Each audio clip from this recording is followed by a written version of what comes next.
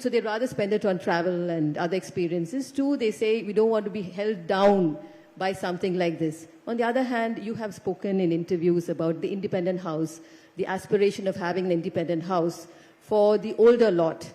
Now, your own projects, you have clubhouses, 10-floor clubhouses, and so many amenities. One of them has 130 amenities. The senior citizen one has 30 amenities. So when you have all of that, how do you factor this new gen that's coming into the market that may or may not be interested in, of course, you have co-living. You're going to be talking about co-living. But otherwise, as ownership, how do you factor that? I'll tell you something. Actually, this is, I feel, as an over-exaggerated thought over the years. The new gen is very urban, who's very reasonably from the upper middle income and the affluent class. By and large, no. Home is a very big dream. Be it reasonably from a middle income family in the urban centers to the people, boys who come from the smaller towns and the rural towns. The home is a very, very aspirational value. So even if the new gen doesn't want to get tied into a particular place, they don't really see a need to own a home, or they would want to travel and add experiences.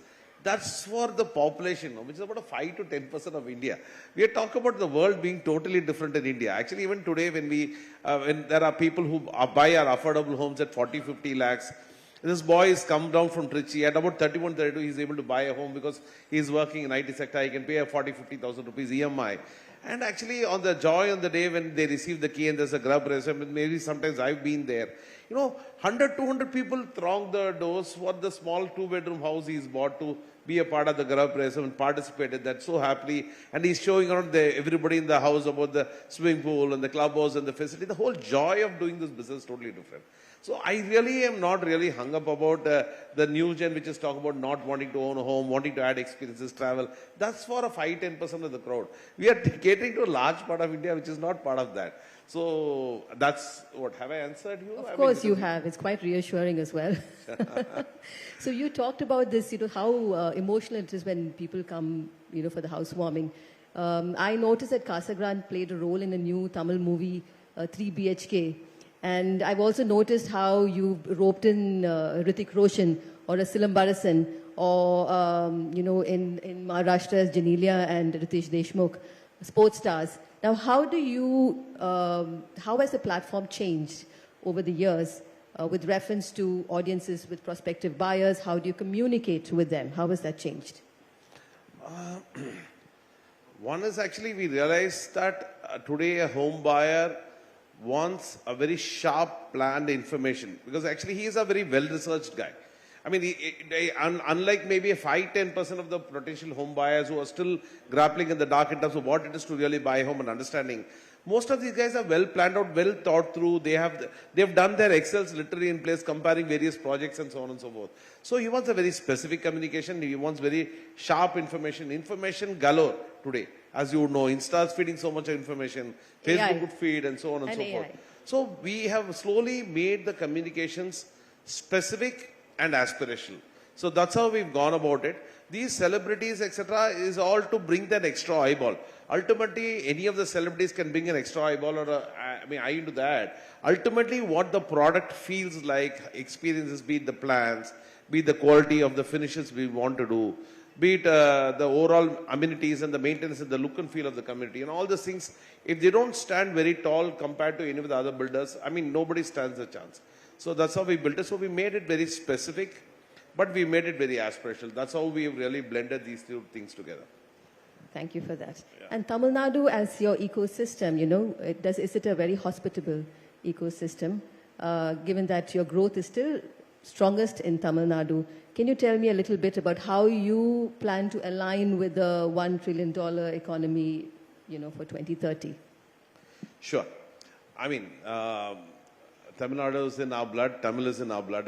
We are Tamilians per se by and large, and hence, when we see the state flourish, and as we go about as a business house, there's nothing more heartwarming. We felt that we are in one of the best states in terms of the way the state is organized, the safety of the state, and the potential scope of the state. We always appeal to the governments, obviously, to support us in terms of faster approvals, the basic issues which is a problem across the country. This is not a Tamil Nadu problem, so that's something we appeal. But by and large, the commitment of continuously the ruling governments at different points in time, towards the industry and industrial growth actually is amazing. In fact, I don't know whether everybody in this forum would know that Tamil Nadu and Maharashtra are the ones which compete highest in terms of industrial productions and industrial houses. We have a particular venture called the industrial warehousing parks. We built a lot of industrial warehousing parks. In fact, Pegatron, which is one of the largest manufacturers of Apple phone, actually, is being produced in our park. So that's what happens. So what I'm saying is there is such aggression in the government consistently for the growth in terms of industry inputs and so on and so forth. But we believe that the government should work more towards aligning to how the newer, the states have developed. Karnataka has really raised up big. Telangana is really, really good. And so there are a lot of newer, new age companies which are coming. Of course, new age companies operate here, but they are a little more there. And hence we have to keep competing is what I would say. And we want to consistently ensure that we are with the government in terms of giving our knowledge in terms of how to make the processes and how to make the policies better so that ultimately together we win. Obviously, in an ecosystem where the government is winning accolades in terms of how the state has grown, every business house would thrive and grow and vice versa. So we participate to that extent, yes. Anything with reference to, you mentioned Karnataka, anything specific that you think it would be great to have in our state? Yeah, of course. Obviously, all the IT companies. Besides the companies, the industries. That's primary, right? Obviously, that generates employment, that generates a lot of wealth, that generates a lot of people. Today, Bangalore, you can't take away the eye that actually it's becoming one of the most important cities to reckon with in the map of India. Obviously, it was Bangalore was not even the RERA, right? It was Delhi, Bombay, Calcutta, and Chennai. But how is it that suddenly, the whole world, the whole country wants to move into Bangalore and stay? It's because of better entertainment, better working opportunities, and the crowd feels more younger and it's a more happening city to be in.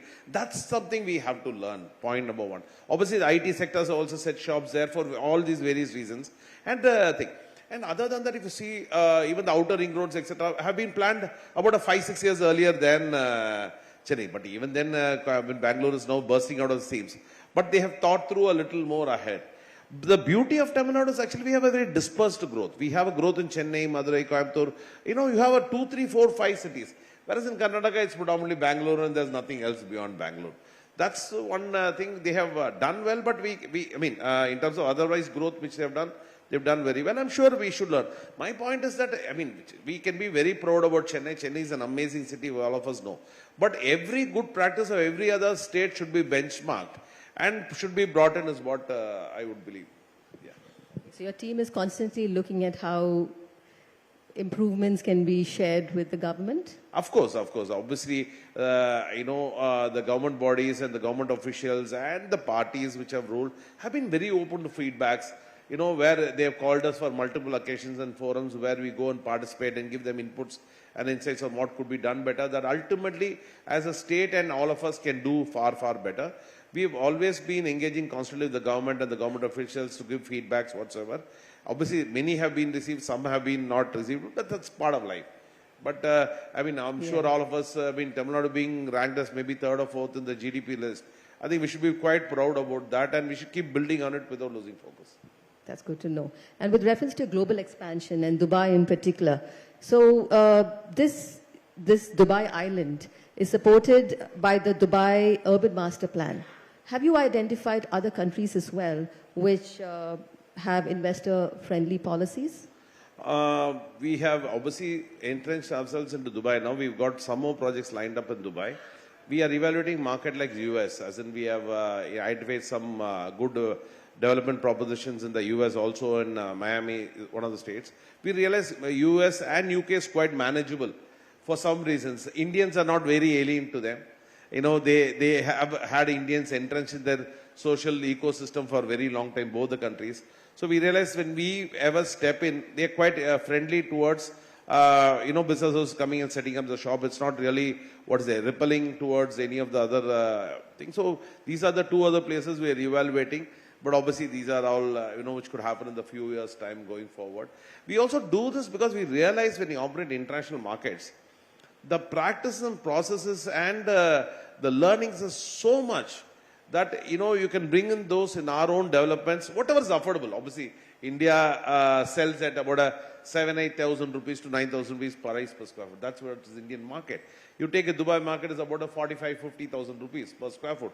But the learnings in terms of the better processes, practices, the way they see, that they even conceive projects is very interesting. So that learning, obviously, because you'll have to slowly make it international. Slowly international. I don't think Indian homes are international yet. But obviously in a journey of next 4 5 years, like us, builders like us and the bigger builders aspiring to be that, can bridge the gap. Well, that's hopeful for all of us. With reference to sustainability, that seems to be a given now with all projects. How is Casa Grande pushing the envelope? We have been a little slow on that. I don't want to really claim that we are torchbearers to sustainability. I'll tell you something. I come from the belief that a lot of Indians still don't have their own homes. I'm more committed to that dream and fulfilling that dream than sustainability. We are not for a minute saying we are not environment friendly. We are not saying that sustainability is not a very important word we have to mark.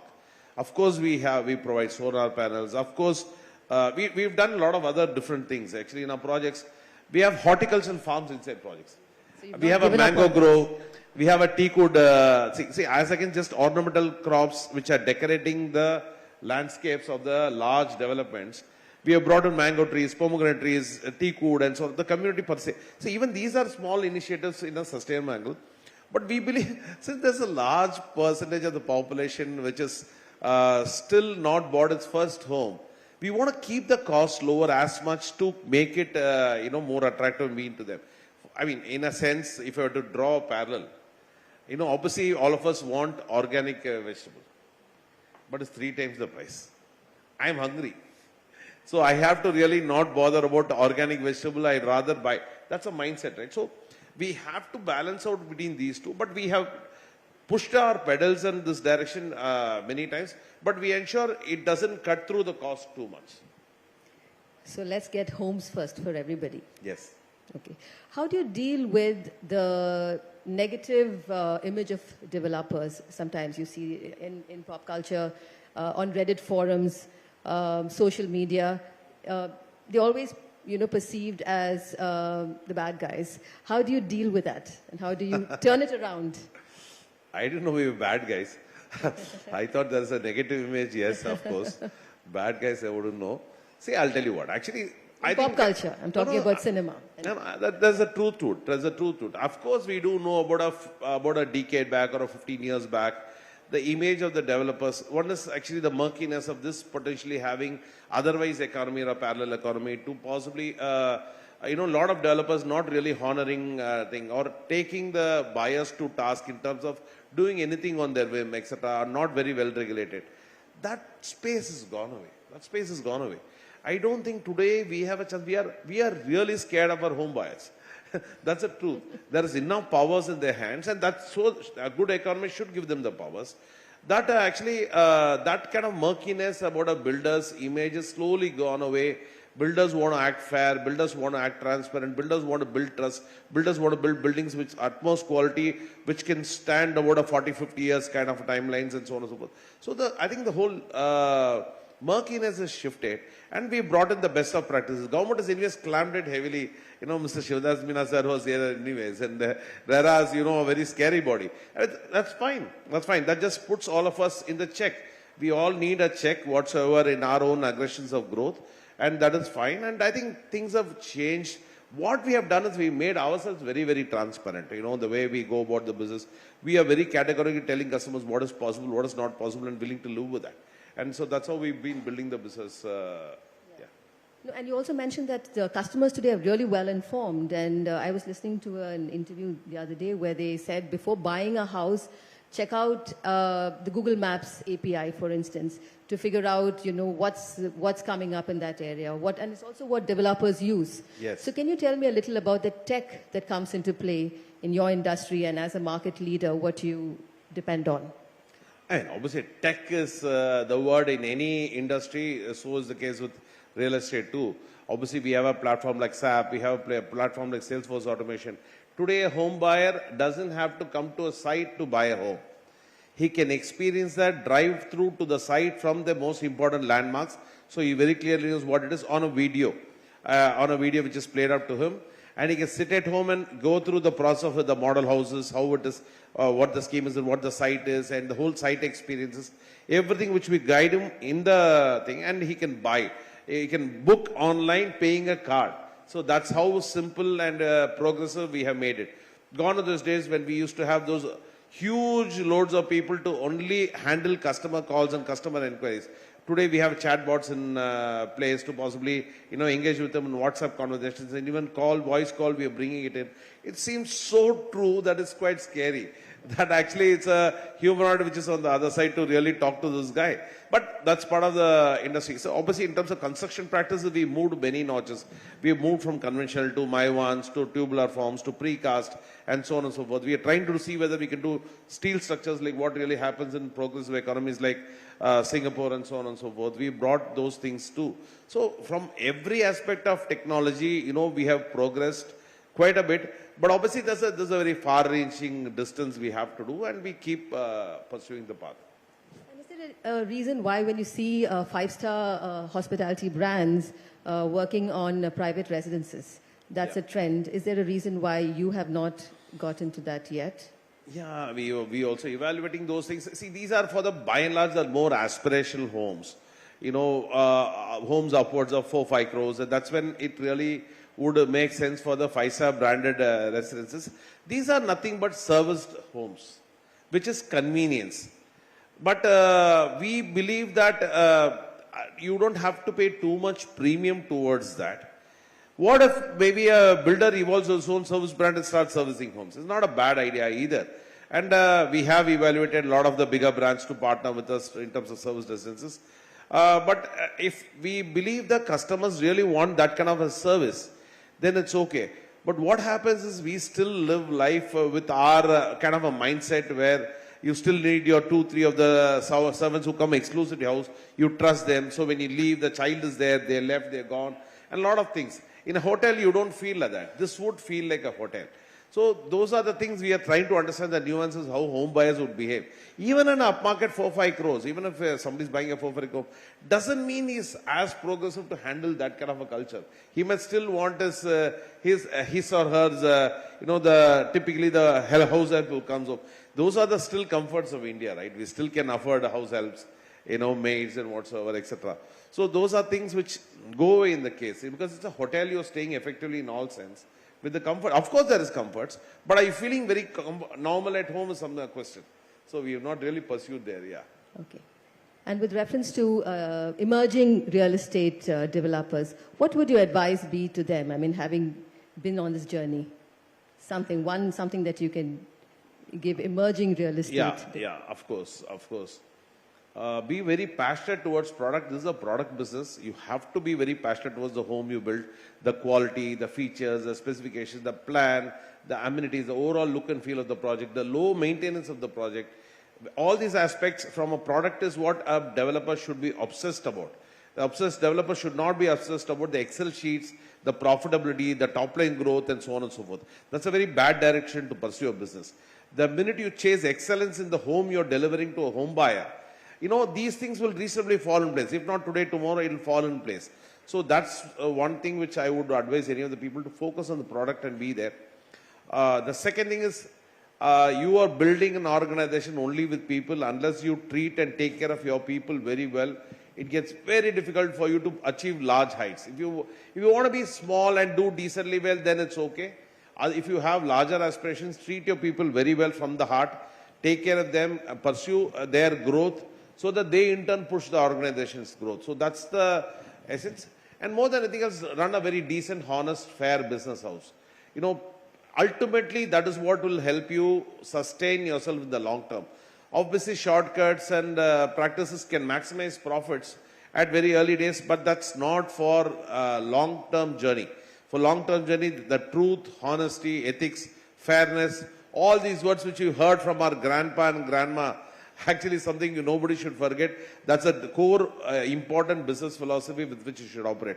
So product obsession, people care and people growth, and ethics and fairness and decent practices of business. That's what it is. Okay, I think, and that's something that Casa Grande follows by default. Of course, we try to. We are not everywhere up there. I can't put a 10 on 10 everywhere. I would put a 8 on 10, 9 on 10, 7 on 10, and so on and so forth. It's a journey. Nobody hits the journey. In fact, you're closer to what you think is a benchmark, you have to push the milestones even further. So that's how an organization keeps growing. Last question before we open it up for one or two questions. With reference, not just as a developer, but as a change maker in the housing ecosystem, what is your vision for the next 5 years? Our vision is quite lofty. We want to become the largest developer in the country.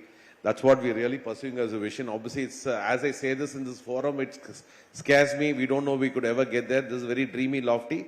But we believe that we will work very hard towards that. We will think constantly to change our path and change our models and pursue these aggressions. And we want to be one of those business houses which came from Tamil Nadu and went up to the national map and amongst the top boys or maybe in the top space. That's what we're pursuing.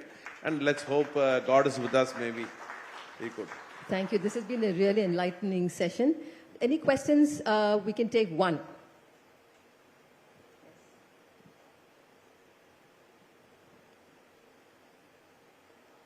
Hello, Mr. Arun. Thank you so much for the insightful thought on this. This is Murugeshan Muthu, Vice President of the URC Group. I have one point. In terms of the technology that we want to adapt into the constructions, basically the kind of a demand we have and the kind of the speed real estate goes to meet those demands. But I do see the constructions happening in the conventional way, what we used to do last 50 years, the same thing we are doing it now. Is there any way which Casa Grande is looking, take this construction technology into the, rather than doing a construction, are we moving towards the manufacturing the building through the technology, leveraging the digital and modular and prefabricated? Is there any way push you are doing it? If you are already doing it, what is the percentage of the overall project you have in prefab technology? What is the percentage we are doing in a conventional, let's say cast in place, same shuttering, same labor and those stuff? Sir, we have already set up a precast unit investing close to about the plans to invest is about 8-10 crores to do a precast unit. I would say if the precast unit is set up close to about 20% of the construction would be done from precast. Effectively, we are manufacturing homes. You're right. It gets done there. We only assemble in the site. That's one. Then we've already moved to Maiwan for larger developments because we get better qualities and better clean finishes, etc. The tubular form of construction. And that's close to 50% of our construction. The balance 30% is what is a conventional. The problem is that as much as we want to pursue the newer age technologies, the home buyer is wary. Home buyer is thinking that is this good enough for next 50 years? Is my old style construction far, far better, etc. So the problem is even when we shift, we are constantly answering the home buyer's concerns on whether this is the best, though he doesn't understand this is what is happening across the globe, the worldwide best practices. But hence we are slowly shifting because, any shift will not be received well. Obviously, we are in a, industry where the competition is also heavy. And competition will come and say, oh, they're doing this construction, sir. We are doing our old age construction, which is the best. The minute you say this in the same tone, gone, finished, whatever it is gets difficult. So these are the reasons we've taken time to shift. Otherwise, we are very progressive. We see what's happening in the more developed countries and keep doing what it is. Basically, if you talk about the 15 years before, okay, the precast maybe to accept the precast maybe the lot of reluctance because the design per se, as a hardcore structural engineer, I can say, we used to refer from the ACI code, PCI, everything implemented the precast. But if you talk about the current context, we have the well-established Indian code, IS 15916, which talks about the complete precast design and construction in Indian context. So still that reluctance is there with the customer, which is well thrown across the globe. Or how do we educate the Yes, of course, but who's going to build the cat? The point is that, right? Say, obviously you are right. But it's going to take its time for the customers to receive it, and hence we slowly would shift. Because we don't want to hurt our business in the process of pursuing newer technologies or better technology. In fact, it's better in all sense. But we have to tread cautiously is what I'm saying. And on that note, Mr. Arun, thank you. Unfortunately, we'll have to wind up. Sure. Thanks for starting this entire summit on a positive, optimistic, hopeful note, and we look forward to the other sessions.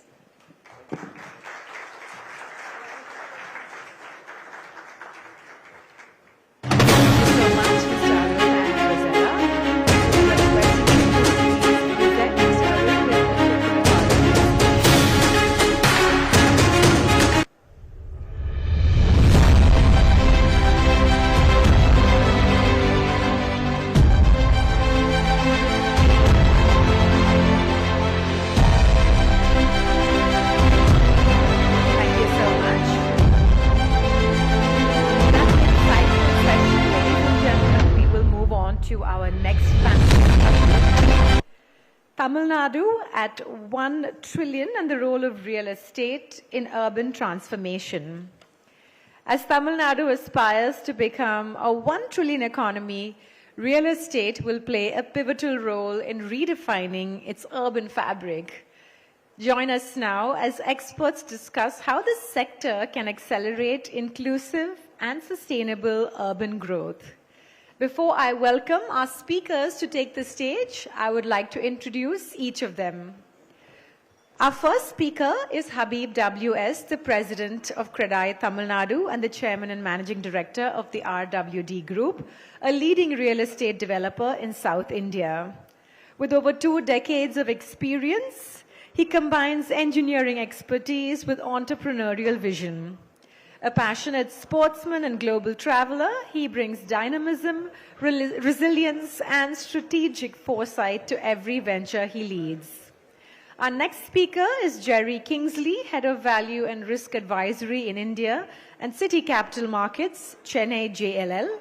He's a seasoned real estate professional with extensive experience in commercial property leasing and advisory services. Known for his deep market insight and strategic acumen, Jerry has successfully led numerous high-value transactions across office, retail, and mixed-use developments. His expertise continues to influence the commercial real estate landscape in India.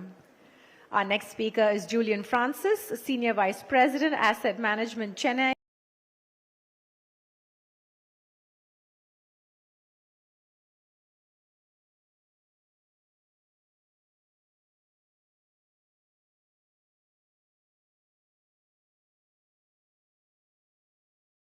Julian oversees asset operations in Chennai and spearheads INL expansion nationwide.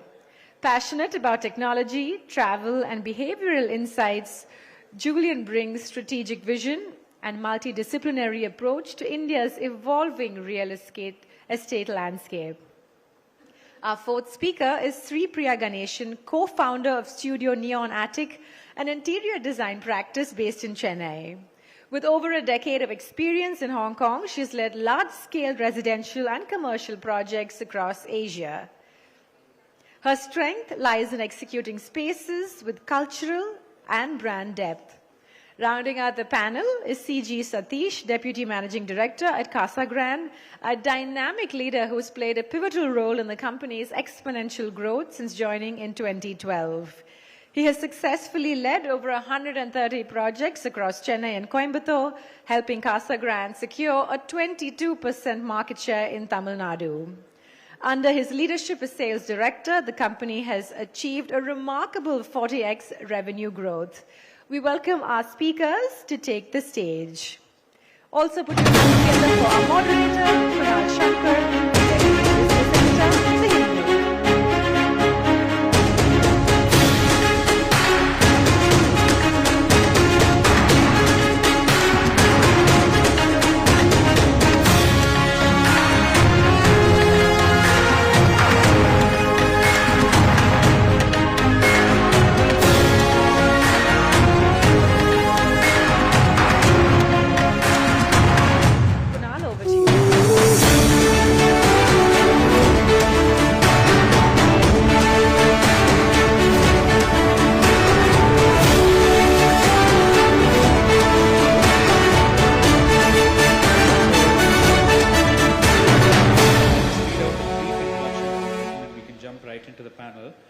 Tamil Nadu's real estate sector is a crucial pillar in its ambition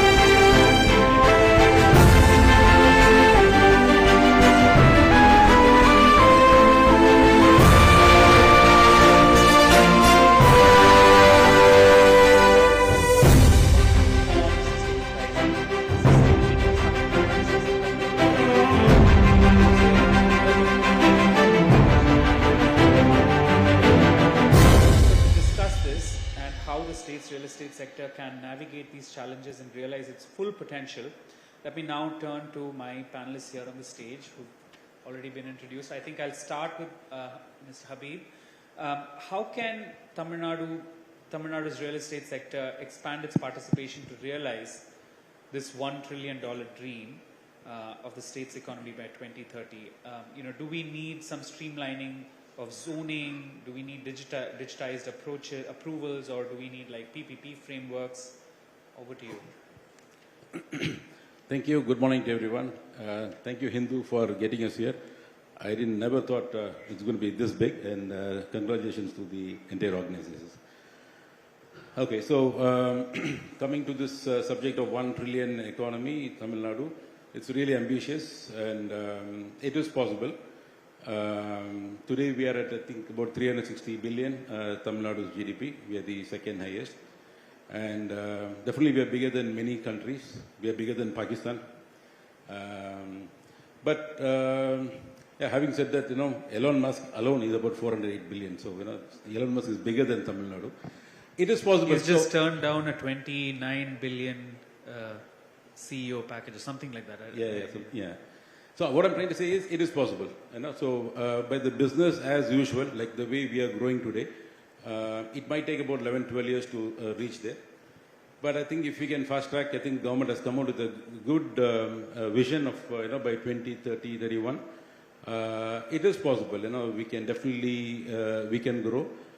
Real estate plays a very important role. We contribute about 7 to 8% for this GDP. If we can work, push everybody else, real estate can be pushed, say, 11, 12%, probably, we could be able to achieve. So when I say real estate, it is just not about residential apartment, high-rise, low-rise, villas, or, commercial buildings. There are so many things into it, like in IT parks, ACZs, warehousing, logistics, hospitality, schools. There are so many things. My colleague here will address a few of those things here. So if we have to raise there, probably, we can talk many things, but I only talk about only one particular point. That's what we've been, from CREDAI, we've been harping the government. Our cities, has to be more livable. It has to be planned well. Now Chennai has 2 master plans, but we know how Chennai has grown. For each of us, even I came late to this place, because we got stuck in traffic and things, but we have to really plan our cities well.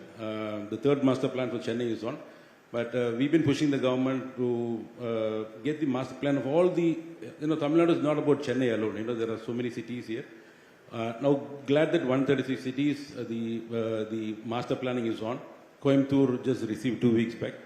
So that is the most important one. Today, as a developer, if I have to buy a land somewhere and do, but I'm really confused. Will I get approval there? Will I get so many things, so many clearances there? So if government can make this, step 1 is master plan of all the cities, and then, do it so it's more clear, But I should also congratulate the government for doing things like, for example, today was in the news, VinFast, which they signed about 17 months back, and today they are in operation. That's a great one. So this should be also happening. It is just not for one car company and that, but we as a homegrown investors, we should also be given, the real estate developers should be given this clarity. I think it is possible and it is doable. And I'm sure with a little more push, I think by 2031, it is possible and we can do it. Real estate will definitely contribute to it. Thank you. Great, thank you. Jerry, maybe if I can ask you to weigh in on that and expand on it as well. Yeah. Yes, Kunal. So as Habib started, definitely real estate is the, I would say, the cornerstone. If Tamil Nadu has to look at this goal by 2030. And as a consultant, we kind of track different sectors. So I'll probably start with the commercial real estate.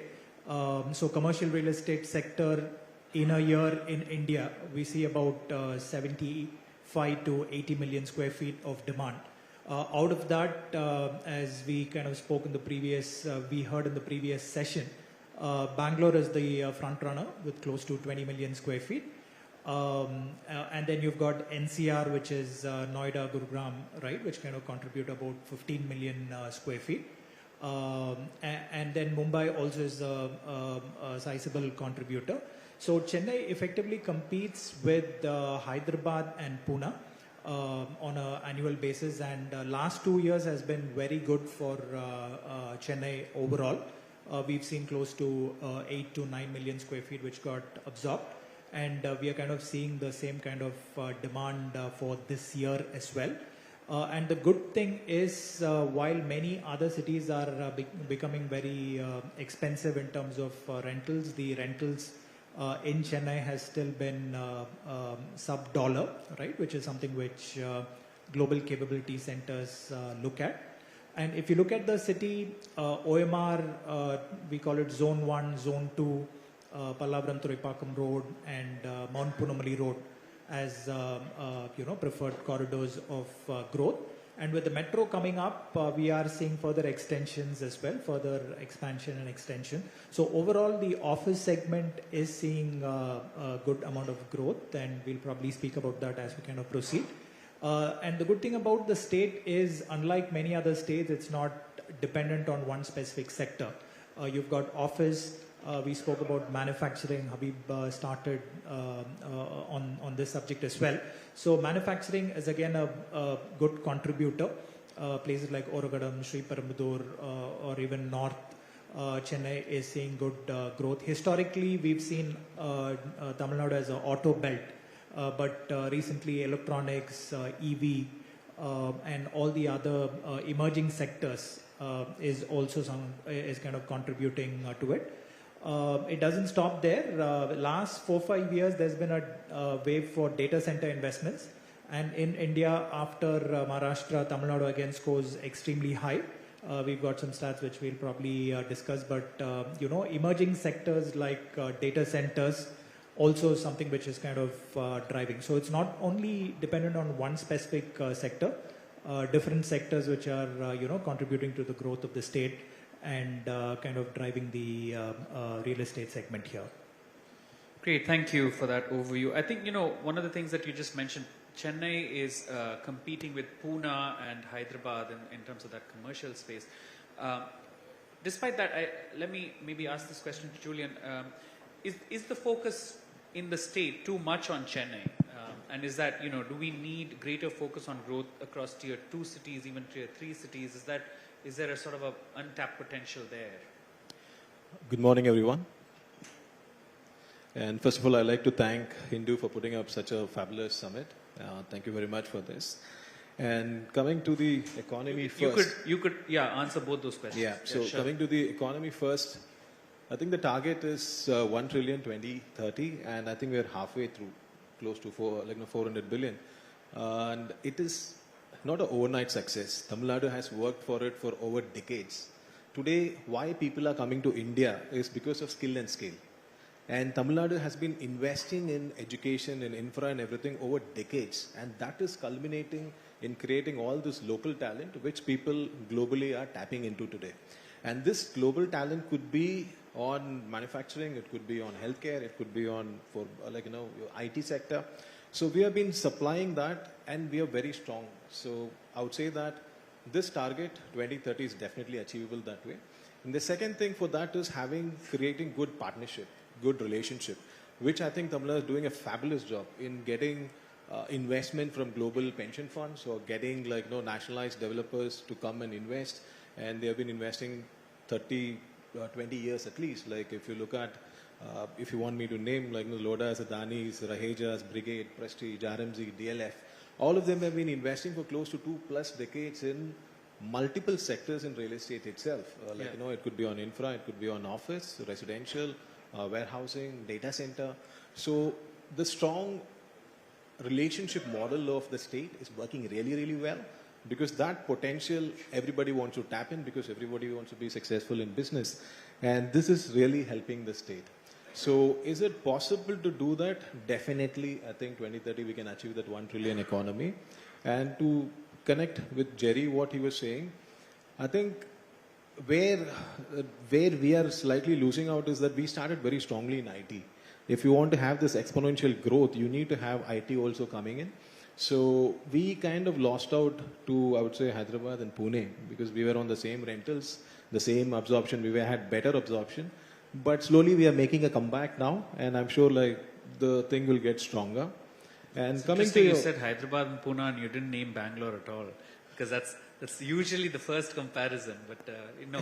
See, Chennai has 100 million square foot of office space. Bangalore has 200 plus million. Right. Bangalore Outer Ring Road alone has 100 million square foot. Right. So where is the comparison Right. itself? Yeah, yeah. And the other thing is there is a lot of leadership who got ingrained into Bangalore city. So you can't relocate those kind of leadership. Yeah, so we need to have ecosystem is more, that ecosystem, and those leaders have to move into the city, which is very important to drive the business. And to answer your question on the tier 2 cities and tier 3 cities, I think if you look at Tamil Nadu, I think it's the most balanced state. If you're going to divide that state into 4 quadrants, I think every quadrant is not skewed, but somewhat equally contributing to the state's GDP. So that way, I think each quadrant is performing in its own way. Some are very good in manufacturing, some are very good in IT, some are very good in agriculture, some is doing a lot of logistics and transport. So I think all of us are contributing to the state in a very different way. I personally believe Chennai has a lot more potential, and we have to benchmark it to global cities and make it as a template, so that our other cities of Trichy, Madurai, Coimbatore, everybody can kind of enhance to that level. Yeah. So the same sort of question that, the answer that Habib gave, is it what you're looking at is like a holistic town planning? That's something that is lacking. That seems to be what he's echoed. For the sector to sort of move. Yeah, see, planning, we are doing it for the future. And I think the 3rd master plan is coming. Coimbatore plan was just released. Yeah. The kind of population and the urban shift which is happening, it is very difficult to plan for a state like Tamil Nadu. We ourselves are like a small country. So that way it is not an easy task what the authorities have to do. But I think they've been doing a brilliant job in managing it. What I would say is that we have to see how to enhance and get more dollar coming into the state, because it's sad that we're still not gone beyond the dollar rentals, which is very sad, because your investment is very high. Your returns is still not beyond $1. We need to be more than that. Gurgaon is 90 rupees to 130, 140 rupees minimum. And then there are certain assets in Gurgaon which are such 200 rupees a square foot. Right. Why Chennai alone should be at that sub-dollar level? Because then you're not attracting enough investments coming in. So if a company is going to look at $1 billion to invest in India, they will look at where that money is going to make more money. So if I'm going to put in real estate, if my revenues are much higher, then I'm going to put it in that state. So that's why I think in Bangalore, NCR, there is more money going in, more assets are coming up faster, and it's attracting more talent. Great. Sri Priya, maybe I will ask the first 2 questions for you to answer. But you sort of bring in a certain different kind of expertise to the panel as an architect, as someone who's also looking more at the habitation, the livability of cities, which I think is often overlooked on panels like this. So those first 2 questions, but also, how do we foster that kind of a environment for families, for communities, elderly and child safe, etc. It's much down below on our question list, but I also realize we might run out of time, so I'm just putting it out there so you can probably answer it holistically. Yeah. Touch upon everything. Hello. Good morning, everyone. So I'd like to set things into perspective very quickly. To be able to achieve our 1 trillion vision, from where we are right now, we need to double where we are at. So that's when we're going to be achieving that vision. And while I was in Hong Kong, that 1 trillion just got added to the economy. That's the comparison we're looking at. Adding to what Mr. Julian also mentioned, if we were to attract FDI into our state, then we need to have something that's originally our own. People need to have a sense of belonging. We need to optimize or utilize our cultural capital. Our cultural capital alone is worth in trillions, because our culture predates the whole concept of currency itself. So what are we doing about that? Why is our, if I were to look at it, the whole FSI system that we have here is mostly from pre-British era, right? The colonial people, when they came in, it's based on the British Town and Country Planning Act. When they came to our country, it was mostly administrative. They did not care much for the people. They just wanted to get things done. They just want efficiency in the system. But our current system is actually overlaying layer upon layer over years. We've not really thought about our people, how alive our street side curbs are. Are we rewarding adaptive reuse, or are we rewarding just demolish the whole thing down and build it all over again? Are we looking at spaces through checklists, greenwashing checklists, or are we looking at spaces through how it impacts the people who live in? Because there is an ROI angle that comes here as well. When people live happily, the reason why people love living in Bangalore is on weekends they actually have a lifestyle to go to off their offices. Chennai doesn't have much of that. Are we converting our unused MRTS lands into night markets? What exactly does it have in terms of retaining our urban young to want to live here? Why do they want to drive off to some other city to be able to have fun? What is it that so I'm not against density. I'm more so wanting us to ask these difficult questions that we don't normally ask. Yes, when we are going to increase FSI around, our TODs, transit-oriented developments, we are increasing heat. So how are we going to address all this? So when the heat goes up, yes, we need to look at how people are going to be living around the curbs as well.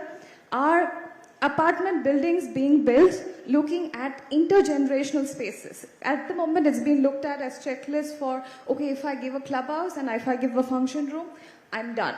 That's it. And my checklist is over. But how are people living in there? Does it really, it's like this was discussed this morning as well. For every Indian, it is a dream. A lot of them spend their lifetime worth savings to be able to own a house. How much are we providing for them? Are these questions that we genuinely ask for ourselves?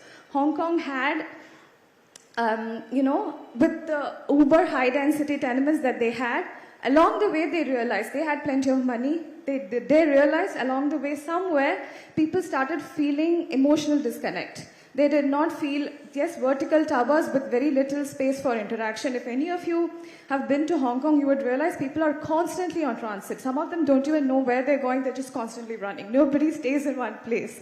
That's not something that anybody would want, right? We want people to linger. We want people to live and contribute to the community and attract international communities to come and live with us. We have plenty.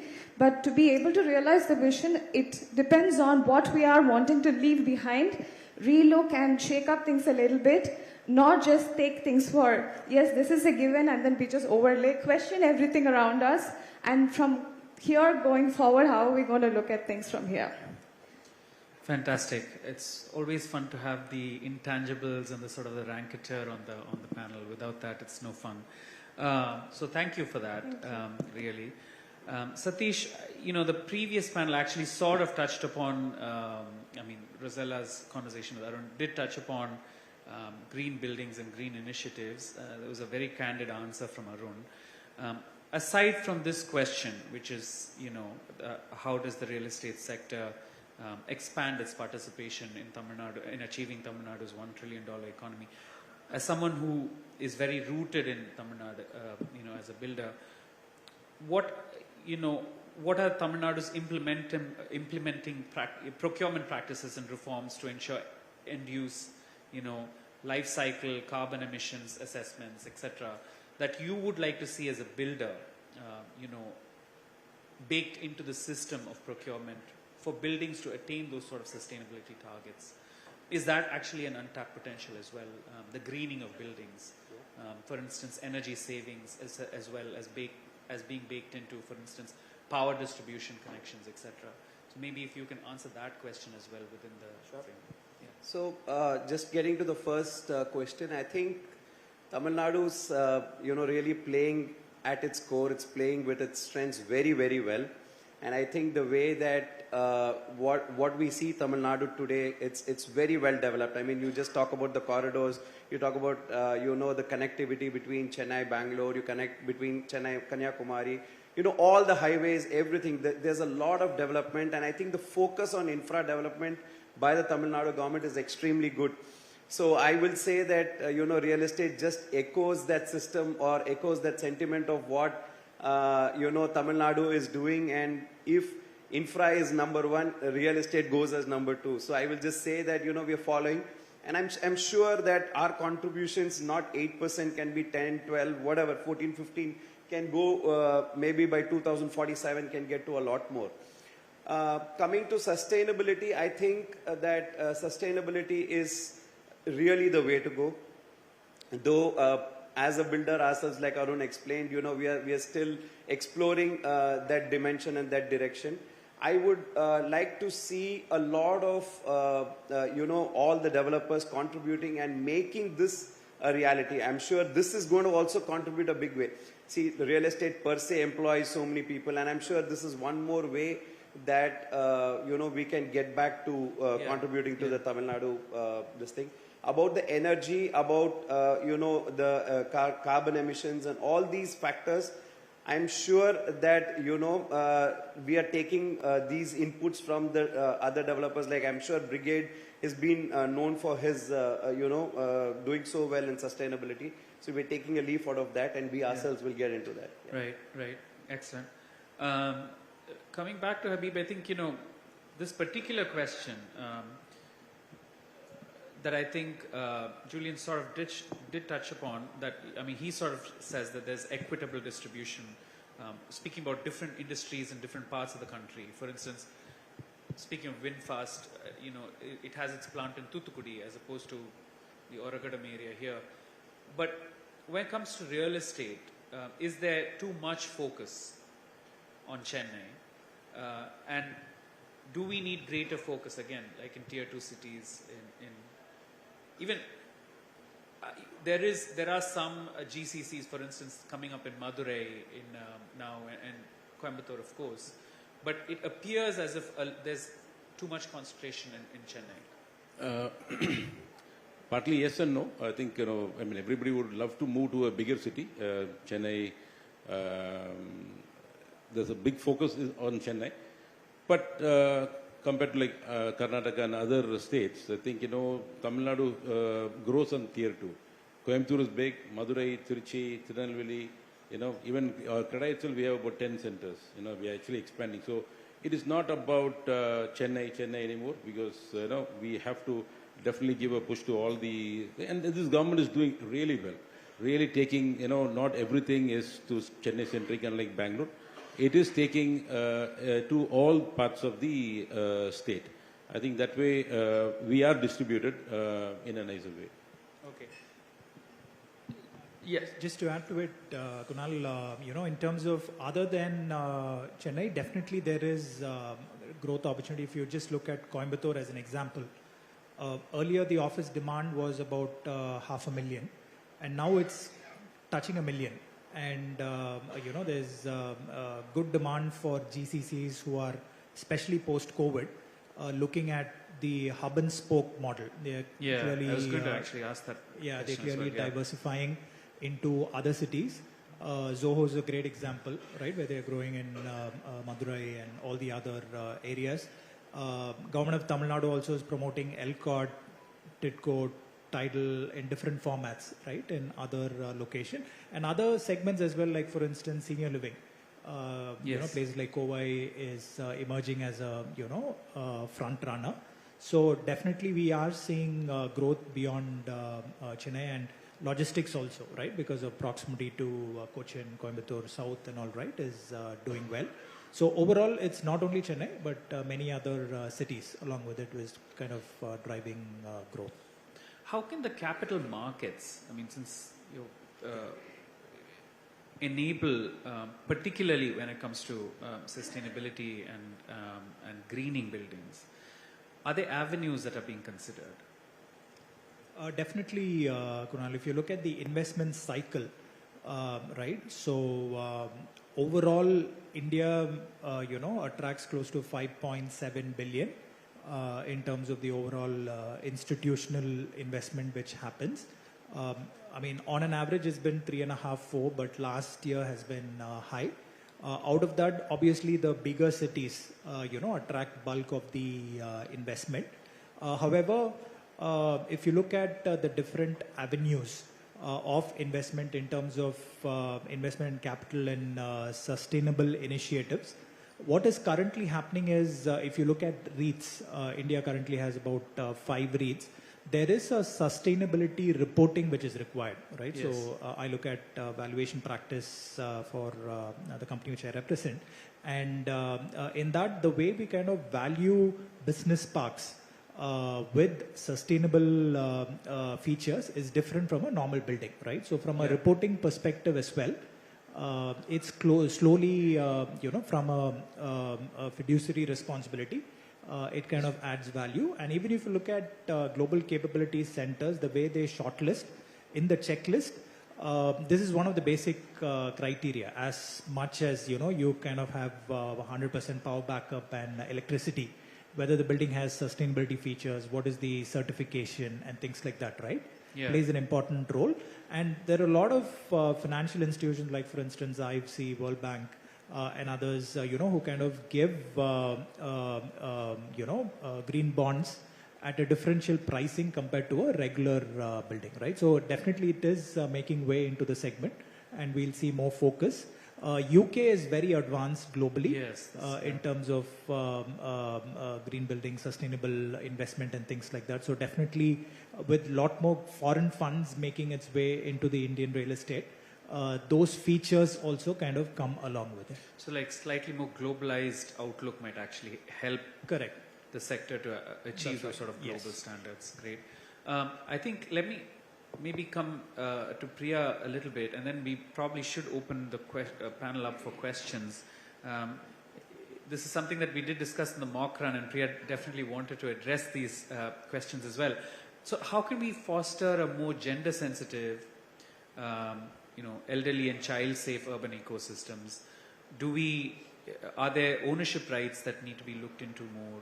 Do we need female-focused safety audits, for instance? Are these also opportunities? Are there structural barriers? And are these also opportunities for the real estate sector to grow? Absolutely. Absolutely. Okay. Definitely. I mean, not necessarily having to box out as women specific, but safety is something that all of us require. That's basic human dignity that I think everybody needs. And pedestrianized access, a city that is safe for pedestrians to walk. I mean, I'm going to go back to Hong Kong as an example again, where the public transport system is so surgical, so precise, that there is no need to own a car. Car is a luxury, but you don't have to necessarily own a car to be able to get to your workplace, even if it is raining. They had covered skywalks. So from the doorstep to getting to your office place was possible by just commuting on foot and by, metro. But so if we are looking at our underground metro system now, how effectively are we looking at connecting it? Which means the policy making system needs to have a team that is diverse enough to be able to bring in that kind of thinking, to be able to think and put through different perspectives. And it's very important from that point of view to be able to make safety and mixed use accessible. So when we start looking at real estate growth as, yes, this zone is going to be exclusively for commercial, this zone is going to be for residential, then we start building ghost towns. Yes, it is very efficient to be looking at it as isolated zones of healthcare, commercial and residential, but it does not work if you were to want the community to live 24/7. We need to look at mixed-use spaces. I mean, we have Hoscos right in front of our eyes. Why is Hoscos Village so successful? Because it has a vibrant mix of art, and commercial and F&B all working together, and it's going to live for 50 more years and grow from there. So we have examples right in our country to look for. Organic mixed-use growth will automatically start bringing in safety and everything into picture. It doesn't have to be necessarily planned out that way, but it has to be mindfully thought out and built from that point of view. Hoskas village in Delhi, is, if our audience doesn't know. Sorry, I just wanted to add one more on the sustainability point. Because today, sustainability is non-negotiable. Right. If you're going to be servicing the global clients in office or industrial warehousing logistics, sustainability is absolutely non-negotiable. And if you look at the stock of office space or the industrial warehouses which are coming, without sustainability features built in, you're already lost 50% of the race. So you can't do business without that. The second part of it is the policies and what you said. Today, developers have gone way, way far ahead than renewable power and everything. We're targeting net zero commitments like how the country has. Developers have their own commitments, like what Jerry said. Addressing embodied carbon. Embodied carbon, because we have signed the Paris Accord, and people look at, like, from supply chains, etc. Exactly, whether you're locally procuring or whether the embodied carbon itself. So the thought process has evolved a lot today. People are evaluating green leases, dark green lease, light green lease. So we are far ahead in the game today in India itself. The second part, when you spoke about the policy, I just wanted to add, because I think the government has given incentive in the 2021 industrial policy and the data center policy, where they have given, I think, up to 1 crore as a incentive for sustainable constructed warehouses, and I think up to 5 crores for data centers. Yeah. But what we can also look at is, if you look at our neighboring state, Kerala, I think they give 10% extra FAR if you're a green building. If you look at Haryana, they have a tiered kind of system where it goes 8%, 9%, 12%. You get additional FAR if you're a sustainably built building and subject to terms and conditions. Right. I think those kind of things will actually motivate a lot more developers to get into it, because you can't, ignore such an incentive. So those things, I'm sure, if the government also considers what our own neighboring states are doing, I'm sure we can have a better edge. Facilitate greater. Yeah, thanks. Any last words, Satish, maybe? I think it's all very exciting to see that we are talking about these such large concepts, and we're saying that, this is a given. 1 trillion is so given. This is going to happen. And Tamil Nadu per se is set for or poised for that kind of a growth. And I'm sure all the, developments that are coming up is just attracting the new, see, as we go into a new micro market, you're creating new real estate space. And you're making that so modern that it's actually supporting the entire dream to get there. So I'm very positive, very robust about what's happening. So great, awesome. So that's it from the panel. Thank you so much to our panelists for this very insightful conversation. The floor is open for questions. We are actually short of time, but maybe if you can introduce yourself and then ask one question. Yes, thank you, esteemed speakers. My name is Anwar from South India Shelters. Most of you spoke about increasing the quality of living, and that's how you reach to a road to 1 trillion. So how can the private sector contribute to improving the quality of living in our cities? Thank you. You want to take the question? Come again? How does the? So how can the private sector contribute to improving the quality of life in our cities? Quality of living. Quality of living, okay. So I think, we developers, I presume you're a developer, right? Yes. Good. I think it's our responsibility as well. Just not government can do this, and private also has to do. What we're doing, we're creating some beautiful communities for people to live. You don't need to go to, Dubai or other ways to live.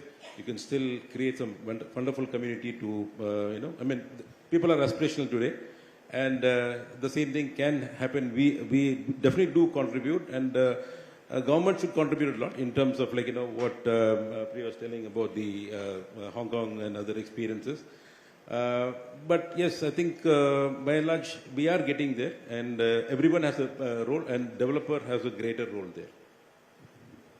I just want to add to that. I think that infra, we can participate in infra. So I think the apart from just infra development, what we offer and how we make his daily life much more convenient. I think those are the things that as a developer, if we focus, we will be able to get there. So, yeah. Anybody else wants to add to that? Yes, sir. Very good morning, sir. My question to Vice President Kasagran. Sure. Yes, sir. In pre-owned houses, because the tech is moving from Chennai to Bangalore to here, right? Have you any idea of pre-owned housing marketing? Pre-owned, yeah, like pre-owned cars. Right, resale. Morley having pre-owned cars, right? Have you any idea of that? Pre-owned. I really don't have an idea, but if you could elaborate this a little more, I might be able to throw some light. Yes, sir. In case you reprocessing or remodeling, then you can sell it. Have any? Okay, so Thank you, sir. redevelopment. Yes, okay, yes, so yes. the redevelopment market and opportunity. Your own Casa Grande building, right? Yeah. In case anyone... Okay, like that. Okay, so across the city, we are taking opportunities to do redevelopments. And of course, redevelopment is the way to go. I mean, we've seen a lot of this happen within the city. You are saying do it for your Casa Grande buildings. Maybe if there is a time at some point in time, let's say 30 years, 40 years down the line requires, yes, we would do it. Thank you so much, sir. I am Professor Tamil Chelvan from Satyabama Institute of Science. Thank you. Thank you. Thank you. No more questions? Oh. Yeah, do introduce yourself. Yeah, this is Sunita Shekhar from The Hindu. I have a question for Ms. Sripriya. You touched upon mobility. Can you also elaborate a little more on how improving urban mobility and making it seamless would contribute to making the economy 1 trillion? Making the economy? 1 trillion. 1 trillion. Oh, right. So I think tower developments have to be very mindfully planned because they also end up leaving a lot of infrastructure leftovers around. So the common spaces, so more than actually handling MRT, the underground metro system, it is also the peripheral spaces that get left behind in these spaces that have to be mindfully planned for various user groups, from children to adults to people with disabilities to the elderly. Can an elderly person get from his house through the train from one place to another by himself without some 5 people helping him out? Is this something that is basic dignity that we have to think of, isn't it? So he or she is not going to feel happy about someone walking with them all the time. Is this something that we are thinking of? Are there spaces that get left around through these TODs? We look for spaces where communities can come together and, share the space together. Quality spaces, parks, playgrounds for people to access. Under the flyovers, most of the cities have under flyovers antisocial activities happening. How effectively are we using? We do have an example right in front of our eyes. Indira Nagar, everybody knows. It's very beautiful. Yeah. But are we mindfully scaling it? That's not the only space that we have in the city. Are we mindfully scaling that across the city, everywhere else? Not just in Chennai, but also the tier 2, tier 3 cities. How are we looking at this? Because the human need is the same across everywhere, isn't it? How are we looking at this as something that we should be working towards? It's interesting. You're sort of like bringing those open spaces into the real estate sector as a sort of a holistic view of it. Absolutely. Great. Yeah. Can I just add, Kunal, to that? Yeah, what sure. She was asking. I think there was a representation by the IT companies in Bangalore last year where they said that because of the infrastructural woes, they lost a few $1 million of office. I think it was equated to, 100 million or something like that. The lack of last mile connectivity. The lack of infra itself, the time you waste on the roads, Right. the time you take, the effort you put into reaching offices or shop, whatever you're going to do. I think they translated it into a few $1 million and said that this is what is costing the economy. So I think Tamil Nadu, Kumta is doing a great job. Now they're talking about bringing in pedestrian walkways and cyclists, how to be very mindful of every segment of people, how they're going to be commuting within the city, how we can integrate every people who are going to walk, people who are going to get in the metro, people who are going to get in the MRTS bus and everything.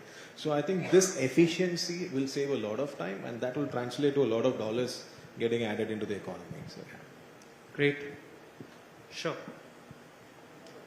I think that'll be the last question. Good morning. This is Muhammad Ali, President Credai Chennai. My question is to President Credai Tamil Nadu.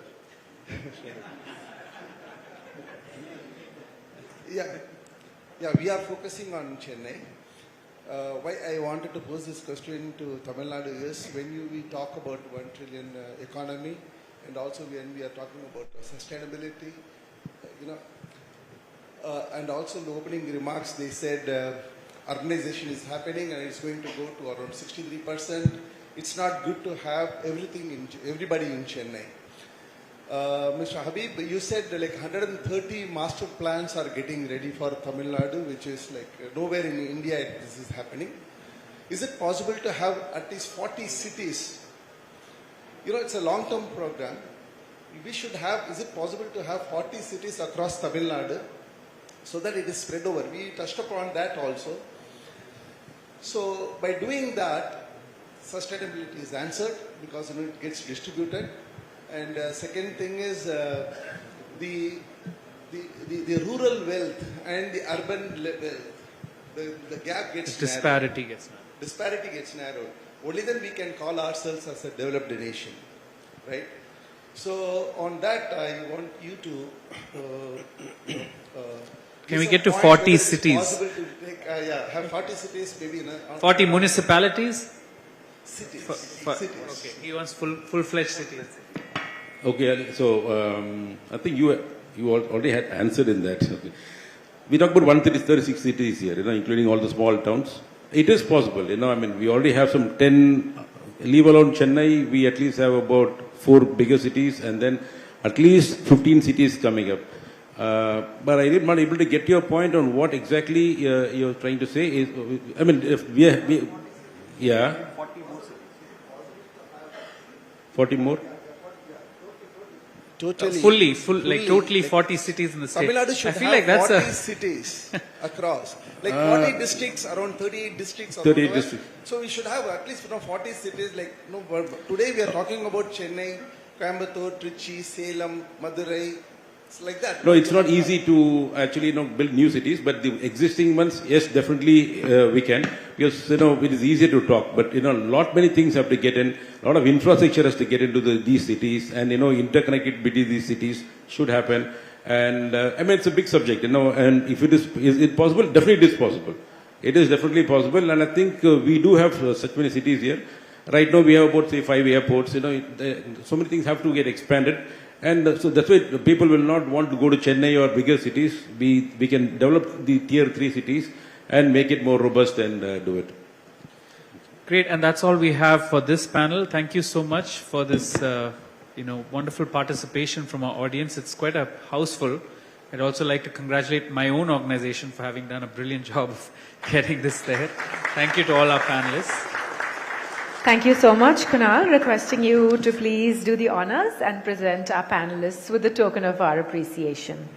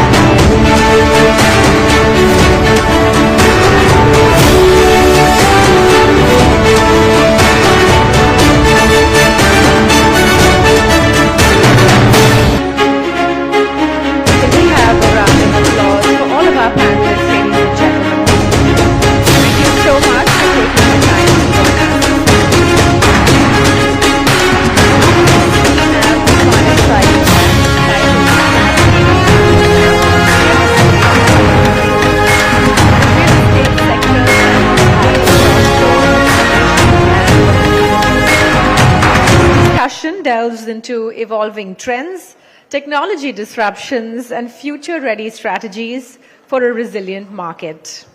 Our moderator for this session is Sangeeta Kandavel, Senior Assistant Editor.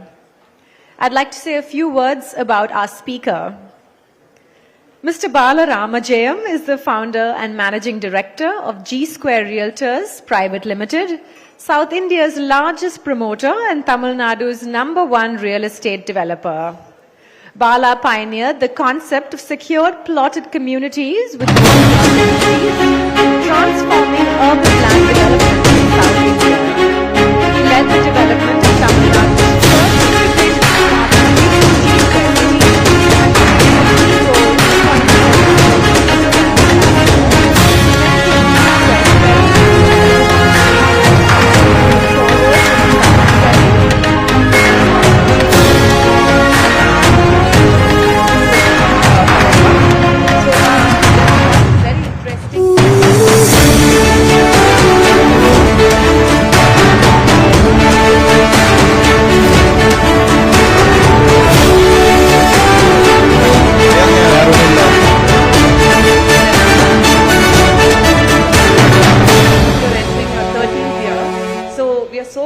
that you decided to be a part of our panel for the first time, sir. And one more thing, Mr. Bala and we have decided to talk both in English and Tamil. I hope everybody here is familiar with Tamil. Great, thank you. இல்லைங்க, நான் Tamil +2 Tamil medium, English வராது, பேசினா இங்கிலீஷை follow பண்ணிடுவேன்னு அவங்க பயந்துட்டாங்க.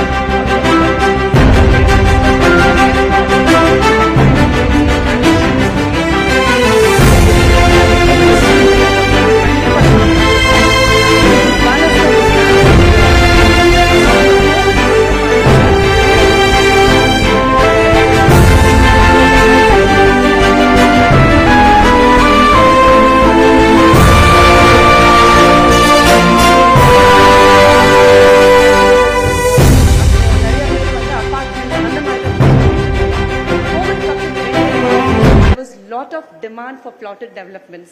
So what happened? What changed? என்ன மாதிரி trends நீங்க பாக்குறீங்க சார்? எனக்கு தெரிஞ்ச வரைக்கும் கோவிட் முன்னாடி வந்து லேண்ட் அக்ரிகேட் பண்ணி இண்டஸ்ட்ரிக்கு வித்துட்டு இருந்தோம். கோவிட் வந்த டைம்ல புது இண்டஸ்ட்ரி, புது லாஜிஸ்டிக் பார்க் போறவங்க எல்லாரும் அப்படியே பேட்டை கீழே போட்டு என்ன நடு ரோட்ல விட்டுட்டாங்க. ஆக்சுவலா அந்த லேண்டை என்ன பண்றதுன்னு தெரியாம அதை பிளாட் பண்ண ஆரம்பிச்சோம். அது ரொம்ப தள்ளி இருக்கிறத விட்டுட்டு கொஞ்சம் சிட்டிக்குள்ள இருக்கிறத பண்ணோம். பிளாட்னா அப்படியே ஒரு செங்கல்பட்டு அருகாமையில் மதுராந்தகம், நான் எதுவும் தப்பா சொல்ல, அப்படி போயிட்டு இருந்த ஒரு ட்ரெண்டு.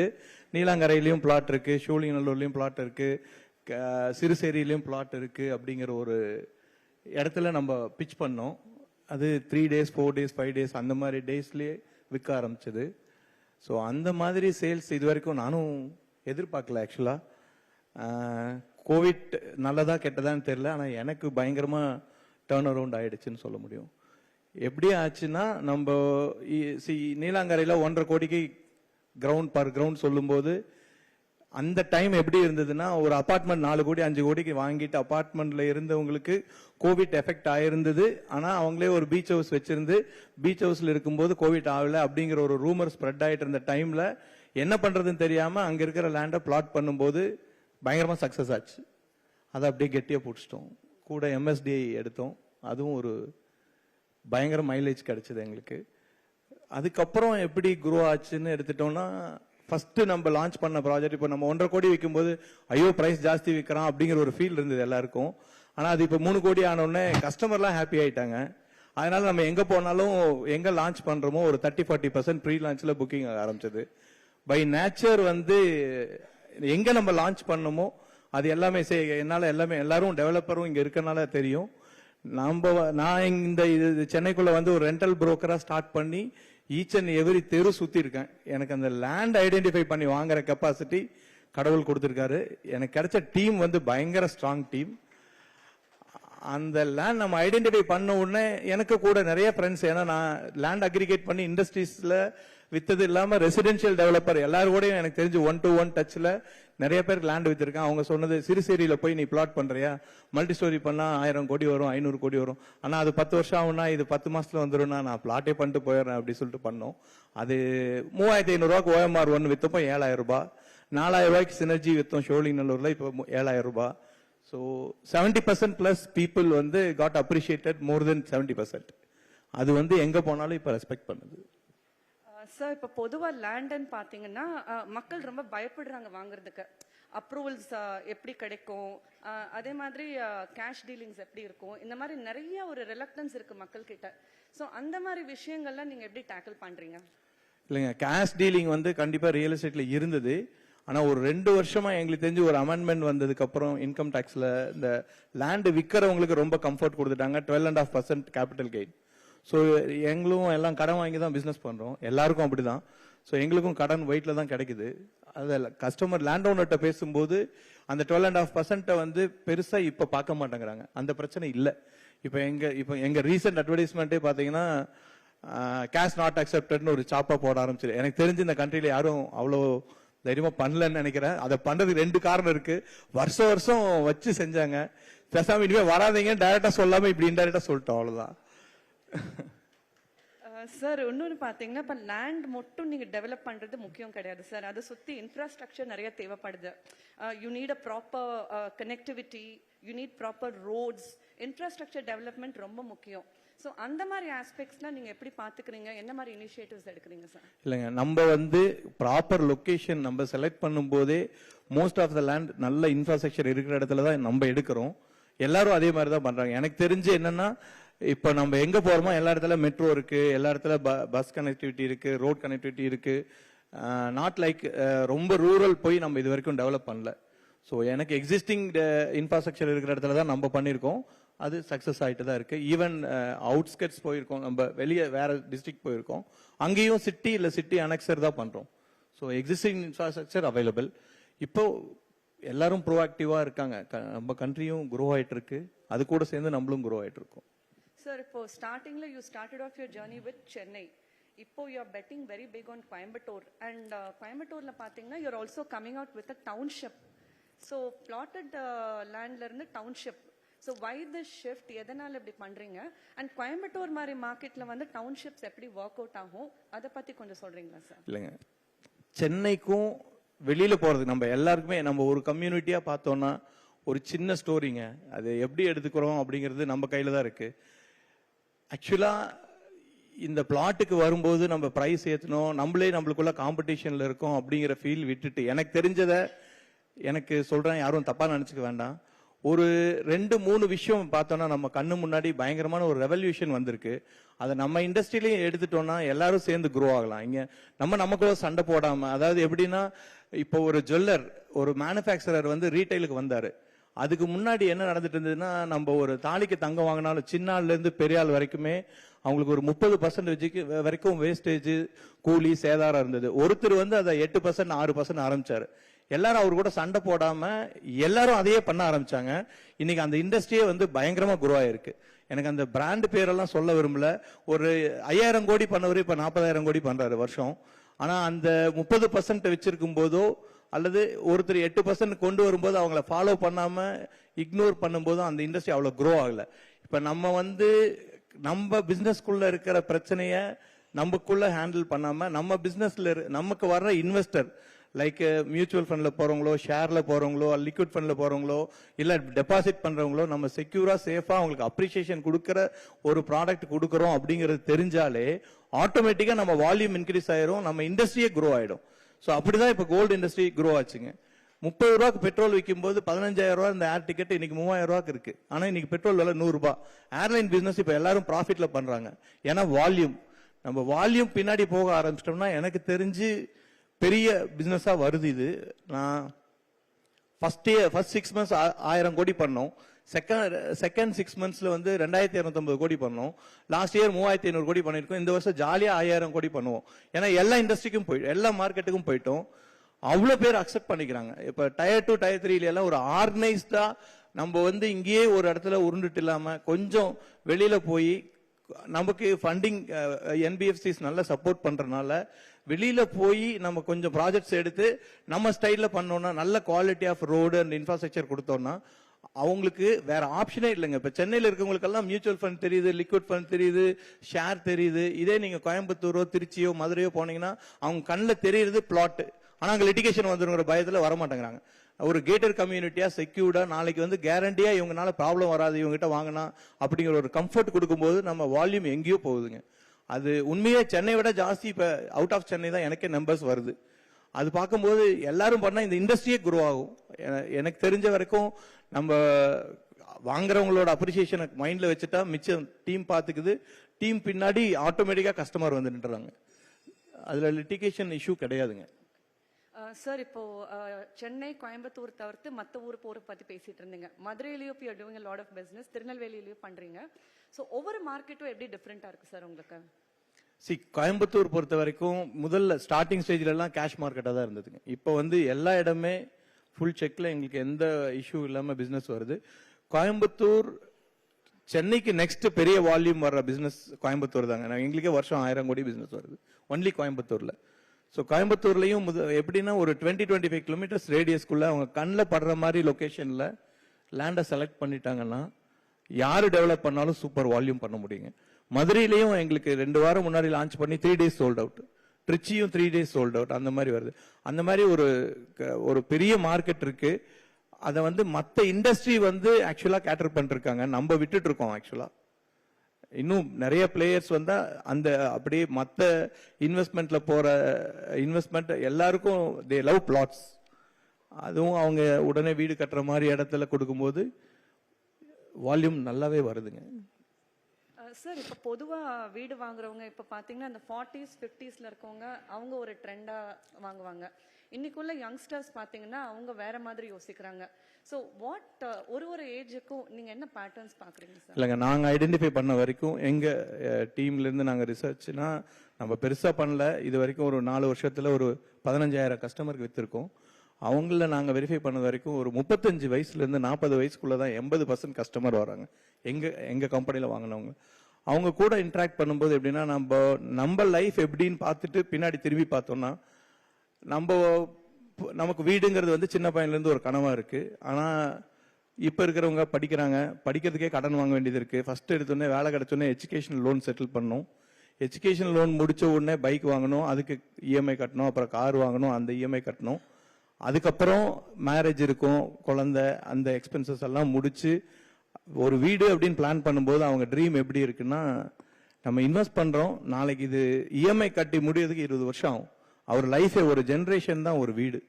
அந்த ஒரு ஜென்ரேஷனுக்கு அவங்க என்ன திங்க் பண்றாங்கன்னா, இருக்கிறதுல என்ன பெஸ்ட் கிடைக்கும் நம்ம கொடுத்துட்டு அது டிப்ரிசியேஷன் இல்லாமல் அப்ரிஷியேட் ஆயிட்டாலே நம்ம ஜெயிச்சிடுவோம். ஸோ 85% வந்து அவங்களோட லைஃப். ஸோ அதுக்கு எவ்வளோ மேக்சிமம் இப்போ லான்ச் பண்ணும்போது ஒரு 30% ப்ராடக்டை வந்து கொஞ்சம் காஸ்ட் டு காஸ்ட் இல்லை சின்ன ப்ராஃபிட்ல கொடுத்துட்டோம்னா அவங்களே பெரிய பிராண்ட் அம்பாசிடர். அவங்க தான் நம்மளை வளர்த்து விட்றாங்க. இதில் யங்ஸ்டர்ஸ்க்கு எல்லாரும் எனக்கு தெரிஞ்ச வரைக்கும் அவங்க லைஃப்குள்ளே போய் பார்த்தீங்கன்னா அவங்களோட ட்ரீமே வீடு. ஒரு லைஃப் ஒரு வீடு.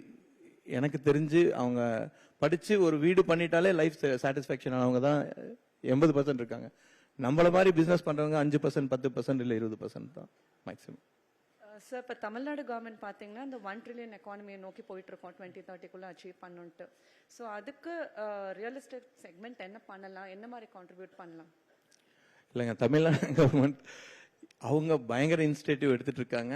எல்லா இடத்துல இன்ஃப்ராஸ்ட்ரக்சர் ரொம்ப நல்லா வந்துட்டு இருக்கு. எங்கே போனாலும் நம்ம வேற ஸ்டேட்ல போய் டிராவல் பண்ணோம்னா நம்ம ஊர்ல இருக்கிற ரோடு, நம்ம இங்கிருந்து திருச்சி போனாலும் மதுரை போனாலும் கன்னியாகுமரி போனாலும் எங்கே போனாலும் நம்மளுக்கு இருக்கிற ரோடு இன்ஃப்ராஸ்ட்ரக்சர் ஈவன் பக்கத்தில் இருக்கிற கர்நாடகாலே கிடையாதுங்க. இந்த அளவுக்கு இன்ஃப்ராஸ்ட்ரக்சர் இருக்கிற ஒரு ஸ்டேட்ல நான் மற்ற ஸ்டேட்லயும் போய் பிசினஸ் பண்ணி பார்த்தேங்க. இது வந்து பியூர்லி ரீஜனல் பிளே தான். நம்ம இன்வெஸ்ட் பண்ற ஒரு கஸ்டமருக்கு பிரச்சனை இல்லாம, லிட்டிகேஷன் இல்லாம ப்ராப்பர்ட்டி கொடுத்துட்டு நம்ம போயிட்டு இருந்தோம்னா கவர்மெண்ட் பயங்கர ப்ரோஆக்டிவா போயிட்டு இருக்கு. ஸோ நமக்கு எந்த எஃபெக்டும் ஆக போறது இல்லை, நம்ம சேர்ந்து குரோ தான் ஆக போறோம். சார், இப்போ நேற்று பார்த்தீங்கன்னா கவர்மெண்ட்ல வந்து தூத்துக்குடியில் ஒரு பெரிய எம்ஓயூஸ் நிறைய போட்டிருக்காங்க. ஒரு 41 எம்ஓயூஸ் கிட்ட போட்டிருக்காங்க. ஸோ தூத்துக்குடி டவுன் சவுத் ரீஜன்ஸ்லாம் எப்படி இருக்கு சார்? ஆல்ரெடி நல்லா இருக்குங்க. அங்கே அதான் நம்ம எல்லாருக்குமே அவுட்ரு போய் ஒர்க் பண்ணாம விட்டனால அதோட டேஸ்ட் தெரியலங்க. இப்போ ஒரு 1 year 1.5 year நாங்கள் பண்ணிட்டு இருக்கோம். வெளியில அவங்களுக்கு வந்து ஃபர்ஸ்ட் லேண்ட்லார்டுக்கு ஒரு பெரிய லேண்டை டீல் பண்றதுக்கு கெப்பாசிட்டி இல்லாமல் இருக்காங்க சின்ன ஊர்ல. இங்க நம்ம சென்னையில் இருக்கவங்க போனோம்னா பயங்கர ஆப்பர்ச்சுனிட்டி இருக்கு வெளியில. ஆக்சுவலா எல்லாரும் போனா எல்லா மார்க்கெட்டும் குரோ ஆகும். அங்க அவ்வளோ ப்ராப்பர்ட்டி ப்ராப்பரா பண்ணுனா வாங்குறதுக்கு ஆள் இருக்காங்க. அங்க ப்ராப்பரா பண்ண தெரியலையா இல்ல பண்ண முடியலையான்னு தெரியல. ஆனா ப்ராப்பரா பண்ணா எங்க பிரசன்ஸ் நாங்க போற இடத்துல எல்லாமே இது வரைக்கும் ஆல்மோஸ்ட் 200 ப்ராஜெக்ட் நெருங்கிட்டோம். 100 project plus sold out, ongoing 40 plus இருக்கு, அப்கமிங் 60 இருக்கு. எங்க பார்த்தாலும் எனக்கு ப்ரீ லான்ச்ல 30% புக்கிங் இருக்கு. ஸோ வெளியில போனா எனக்கு தெரிஞ்சு பெட்டர் பிசினஸ் கிடைக்குதுங்க. சார் இப்போ லேண்ட்ல இருந்து டவுன்ஷிப் மூவ் பண்ணிருக்கீங்க. இப்போ அடுத்த 2 வருஷத்துக்கு உங்க லாங் டர்ம் பிளான்ஸ் இல்ல டவுன்ஷிப் நாங்க ஒரு பெரிய ஹியூஜ் 700 ஏக்கர்ஸ் கார்பரேஷன் லிமிட்ல இருக்கு. நான் எல்லாரு கூடயும் பில்டர் கூட பேசுறது என்னன்னா, நீங்க போய் லேண்ட் வாங்கி அப்ரூவல் வாங்கி அதுக்கு ஃபண்டிங் வாங்கி எல்லாம் பண்றதுக்கு நம்ம கிட்ட நல்ல லேண்ட் பேங்க் இருக்கு, நீங்களே உள்ள வந்து டெவலப் பண்ணுங்கன்னு சொல்லி இப்ப எல்லா டெவலப்பரையும் இன்வைட் பண்ணிருக்கோம். ஆல்மோஸ்ட் ஒரு பெரிய இன்னும் சைன் பண்ணல, எல்லாரும் அண்டர் ப்ராசஸ்ல இருக்கு. ஒரு 7 டெவலப்பர்ஸ் பேன் இந்தியா வந்து ஒரே ஒரு டவுன்ஷிப்குள்ள டெவலப் பண்றாங்க. ஸோ ஐடி பார்க் வருது, மால் வருது, ஹோட்டல் வருது. அந்த மாதிரி வரும்போது எங்களுக்கு இப்ப நாங்க இப்ப இன்னொரு புது முயற்சி எடுத்திருக்கோம். எல்லாமே சின்ன சின்ன டெவலப்பர் கூட எங்க லேஅவுட்ல வந்து அவங்க வந்து தனியா லேண்ட் வாங்கி அதுக்கு ஃபண்டிங் வாங்கி அதுக்கு அப்ரூவல் வாங்கி ரெரா வாங்கி அவங்க கட்டுறதுக்கு வில்லா கட்டுறாங்களா, எங்க லேண்ட்ல வந்து எந்த லேஅவுட்ல வேணாலும் கட்டிக்கிட்டோம். எங்க காஸ்ட் என்னன்னு பார்த்துட்டு சின்ன மார்ஜின் வச்சு கொடுத்துறோம். அவங்களே பில் பண்ணி அவங்களே டெவலப் பண்ணி அவங்க கஸ்டமருக்கு கொடுத்துட்டு போயிடலாம். அவங்க தனியா லேண்ட் வாங்கிட்டு இருக்க வேணாம். ஸோ அந்த மாதிரி ஒரு 700 இன்னொரு 400 சென்னை சுத்தி வர்றோம். ஸோ அந்த மாதிரி பெரிய டவுன்ஷிப் எடுத்துட்டு எல்லாரும் கூட ஷேர் பண்ணி பிசினஸ் பண்ற மாதிரி எடுத்துட்டு போறோம். நான் கட்ட போறது இல்லை, எனக்கு பயம். சார் உங்களுக்கு ஒரு டஃப்பான क्वेश्चन சார். லேண்டா வீடா சார்? லேண்டுங்க. ஓகே சரி sir, we just have 5 more minutes. We'll take a couple of questions from the audience. எல்லாரும் பசிக்குங்க. ஆமா சார், அதான் ரெண்டு क्वेश्चंस எடுத்துடலாம் சார் ஆடியன்ஸ்க்கு. Any questions?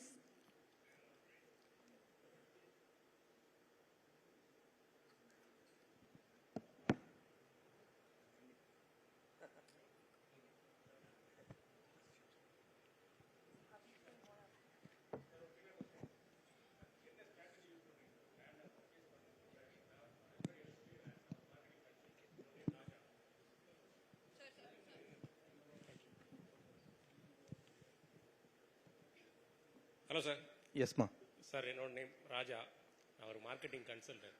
ஸோ எனக்கு ஒரு சின்ன டவுட். ஸோ நீங்கள் லேண்ட் வந்து ஒவ்வொரு இடத்துலையும் ப்ரொக்யூர் பண்ணுவீங்க. ஸோ லேண்ட் பேங்க் வச்சிருக்கீங்கன்னு சொன்னீங்க. ஸோ அது இல்லாமல் புதுசாக ப்ரொக்யூர் பண்ணுறதுக்கு டெய்லி ப்ரொக்யூர் பண்ணுறாங்க. ஆமாம் சார், அது தெரியும். நான் திருநெல்வேலி தான். ஸோ அதனால் எனக்கு அங்கே ஓரளவு நீங்கள் ப்ரொக்யூர் பண்ணிட்டு இருக்கிறது தெரியும். ஸோ என்ன ஸ்ட்ராட்டஜி யூஸ் பண்ணுறீங்கன்னு தெரிஞ்சுக்கலாங்கிறதுக்காக தான். ஸோ ஒரு லேண்டை பார்க்கறதுக்கு முன்னாடி இந்த லேண்டு தான் நேஷனல் ஹைவேவா இல்லை நேஷனல் ஹைவேல இருந்து உள்ள போவீங்களா? ஸோ எதை பேஸ் பண்ணி எப்படி எடுப்பீங்கன்னு தெரிஞ்சுக்கலாம். பிரைம் லேண்டுங்க எப்படின்னா, ஹைவே இருக்கான்னு எல்லா ஹைவேல நம்மளுக்கு லேண்டு கிடைக்காது. ஜஸ்ட் நாங்க ரொம்ப சிம்பிளா பாத்துறோம். லொகேஷன் வரும் பேப்பர் ஆட்ல, லொகேஷன் சுத்தி எவ்வளவு வீடு இருக்குன்னு பார்ப்போம். இந்த லேண்ட் கேப்புக்கும் பக்கத்துல இருக்கிற கேட்ச்மெண்ட்டுக்கும் எவ்வளவு தூரம்னு பார்ப்போம். எவ்வளவு ஒரு 1000-5000 வீடு இருந்ததுன்னா அந்த இடத்துல 5-10 ஏக்கர் போட்டா ஒரு மாசத்துல வித்தரலாம். ஒரு 10,000-20,000 வீடு இருந்ததுன்னா அதை விட ஜாஸ்தி எக்ஸ்டெண்ட் எடுக்கலாம். அந்த மாதிரி நம்ம கூகுள்ல இப்ப பாதி வேலை முடியுது. ஃபர்ஸ்ட் டைம் கூகுள் பார்க்கும்போது புரியாது எனக்கெல்லாம். அது இப்ப வந்து அதுதான் ஹெல்ப் பண்ணுது ஆக்சுவலா. அதுக்கப்புறம் டைரக்டா போய் சைட்டை பார்ப்போம், ஆக்சஸ் ரோடு பார்ப்போம், ப்ராப்பர் ரோடு இருக்கணும். ஃபர்ஸ்ட் லிட்டிகேஷன் இல்லாம லீகல் பாத்துக்கணும். லீகல் கிளியரா இருந்தா டேக் ஆஃப் பண்ண வேண்டியதாங்க. Sure sir. சார் இப்போ என்ஹெச்சுக்கும் உள்ள போற ரோடுக்கும் ரேட் டிஃபரன்ஸ் இருக்கும் இல்லையா? கண்டிப்பா. ஸோ இப்போ என்ஹெச்ல இருக்கிற ரோட்ஸை யாரும் இப்போ எடுக்கிறது இல்லையா? இல்ல அந்த மாதிரி லேண்ட்ஸை யாரும் எடுக்கிறது இல்லையா? இல்ல உள்ள இருக்கிற லேண்ட் வந்து சீப்பா கிடைக்குங்கிறதுக்காக அதை டெவலப் பண்ணா அதிக ப்ராஃபிட் கிடைக்குங்கிற? என்ஹெச் மேல எடுக்கும்போது நம்மளுக்கு கமர்ஷியல் பிளாட் வரும். அதுல நம்ம ஜாஸ்தி கொடுத்து எடுத்தாலும் நம்மளுக்கு ஒர்க் அவுட் ஆகும். ரெண்டுக்கும் கஸ்டமர் இருக்காங்க. என்ஹெச்ல இருக்கிறவங்களுக்கு நம்ம 6000 ரூபாய், இப்ப நான் பூந்தமல்லியில போட்டிருக்கேன், 5000 ரூபாய், 4500 ரூபாய் ஆவரேஜ் கமர்ஷியலோட 6000 ரூபாய் வரும். அதே நானே 2 கிலோமீட்டர் உள்ள போட்டிருக்கேன், 3000 ரூபாய் விற்கிறேன். அதுக்கு அவங்க அந்த பட்ஜெட் கஸ்டமர் அங்க வந்துடுறாங்க, இங்க இருக்கவங்க இங்க வந்துடுறாங்க. Okay sir. ஏன் இந்த கேட்டேன்னா, லேண்ட்னாலே ஒரு மித் இருக்கு சார். அது வந்து ப்ராஃபிட் கொடுக்கும் கண்டிப்பா. பட் எல்லா லேண்டுமே ப்ராஃபிட் கொடுக்குமா அப்படிங்கிறது தெரியல. கண்டிப்பா எல்லா லேண்டும் கொடுங்க, கரெக்டான லொகேஷனா இருக்கிற வரைக்கும், லீகல் ப்ராப்ளம் இல்லாத வரைக்கும். அதுதான் சார் சொல்ல வரேன். ஸோ எல்லாருக்கும் அந்த இடங்கள் கிடைக்கிறது இல்லையா? ஸோ அந்த அப்ரிசியேஷன் எல்லாருக்கும் கிடைக்குமா அப்படிங்கிறது தான். ஸோ நம்ம கிட்ட ஒரு 3,999 per ஸ்கொயர் ஃபீட் நம்ம விற்கிறோம் அப்படின்னா, ஸோ அந்த லேண்டை நாளைக்கு வாங்கும்போது 12,000க்கு மேல போகும். ஸோ அப்போ அதை தாண்டி மக்கள் போக சான்சஸ் இருக்கு. ஸோ அந்த லேண்டுக்குள்ள திரும்ப வாங்குறதுக்கு உண்டான கெப்பாசிட்டி மக்களுக்கு இருக்கும்னு நினைக்கிறீங்களான்னு கேட்குறேன். சரி, இன்னைக்கு வரைக்கும் நம்ம 1.5 கோடி கிரவுண்ட் விற்கும் போதும் ஈசிஆர்ல வித்துச்சு. இப்ப 3 கோடி போடும் போதும் விக்குது. அவங்களும் குரோ ஆகிறாங்க, நம்மளும் குரோ ஆகிறாங்க, வாங்கினவங்களும் குரோ ஆயிட்டு இருக்காங்க. இப்ப நம்ம எங்க போய் போட்டோம்னாலும், இப்ப நம்ம 2500 ரூபாய் பூந்தமல்லியில போடுறோம்னு வச்சுக்கோங்களேன், ஒரு 3 வருஷம் கழிச்சு 5000 ரூபாய் இருக்கும். ஐயோ நம்ம அப்ப 2500 ரூபாய்க்கு வித்துட்டுமே யோசிக்க கூடாது.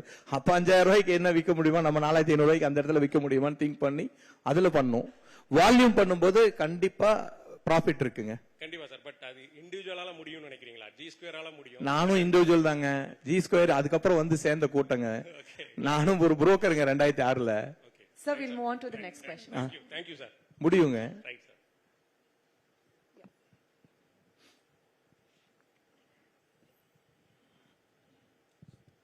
Happy morning, sir. This is Bhadresh Mehta. As a real estate agent, we would like to know which is the next developing area. Right now, Sir, the Chingalpet has developed, ACR is developed. So, new virgin area where you see your foresight. சரி, எனக்கு தெரிஞ்ச ஒரு அறிவு சொல்லிடுறேன் sir. GST, road, bus transportation, train, இப்ப metro, airport எல்லாமே இருக்கு. நீங்க சென்னையில் எடுத்துட்டீங்கன்னா ஜிஎஸ்டி செங்கல்பட்டு தாண்டி குரோ ஆயிட்டு இருக்கும். அதே நீங்க ஒரு பெங்களூர் ஹைவே எடுத்தீங்கன்னா பூந்தமல்லி போறதுக்கே இன்னும் டைம் ஆயிட்டு இருக்கு. ஈவன் ஆஃப்டர் பூந்தமல்லி, ஸ்ரீபெரும்புதூர்லாம் அவ்வளவு பெரிய இண்டஸ்ட்ரியல் ஹப் வந்து கூட ஏன் அங்க டிராக்ஷன் வரல, இந்த அளவுக்கு வரலன்னா 4 இப்ப மெட்ரோவும் சேர்ந்துருச்சு. 5 டிரான்ஸ்போர்ட்டேஷனும் இருக்கிற ஒரு ரோடு தான் ஜிஎஸ்டி. நமக்கு ஜிஎஸ்டி ஏன் குரோ ஆச்சுன்னு, இத்தனைக்கும் ஒரு சைடு ரயில்வே ட்ராக். ஸோ அப்படி இருந்தும் அந்த ரோடு குரோ ஆயிருக்குன்னா அந்த எல்லா கனெக்டிவிட்டியும், ஒரு ஹஸ்பண்ட் வந்து வெளியே போவாரு வருவாரு, ஏர்போர்ட்டுக்கு பக்கமா இருக்கும், பிள்ளைங்க ஸ்கூல் காலேஜும் பக்கமா இருக்கும், ஒய்ஃப் சப்போஸ் சென்னை வர்றாங்கன்னா அவங்களுக்கு ட்ரெயின் கனெக்டிவிட்டி இருக்கும். ஸோ அந்த மாதிரி 4-5 டிரான்ஸ்போர்ட்டேஷனும் எங்கெல்லாம் சேர்ந்து இருக்கோ அந்த ரோடு மட்டும் தான் குரோ ஆகுது நமக்கு தெரிஞ்ச வரைக்கும். பிளஸ் பெரிய ஏரியா, இண்டஸ்ட்ரியல் ஏரியா வருதுன்னு சொல்லிட்டு பெரிய டவுன்ஷிப் போய் அங்க பண்ணை மாட்டிக்க கூடாது. ஏன்னா அங்க ப்ளூ காலர்ஸ் தான் இருப்பாங்க. ஒயிட் காலர்ஸ் இருக்கிற இடத்துல பெரிய வால்யூம் பண்ணலாம், ப்ளூ காலர்ஸ் இருக்கிறதுல சின்ன வால்யூம் பண்ணிட்டு எஸ்கேப் ஆயிடணும். Thank you, sir. We'll just take one last question.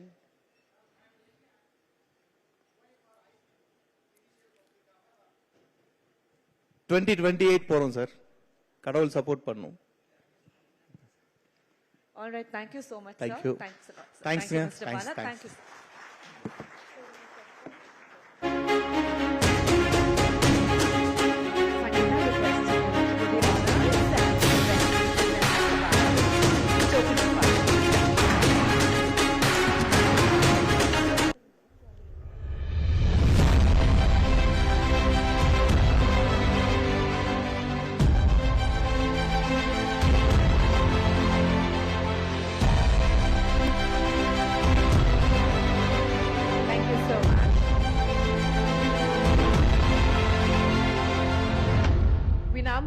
To our next panel discussion titled RERA, regulations in Ireland. And this panel examines how policies like RERA and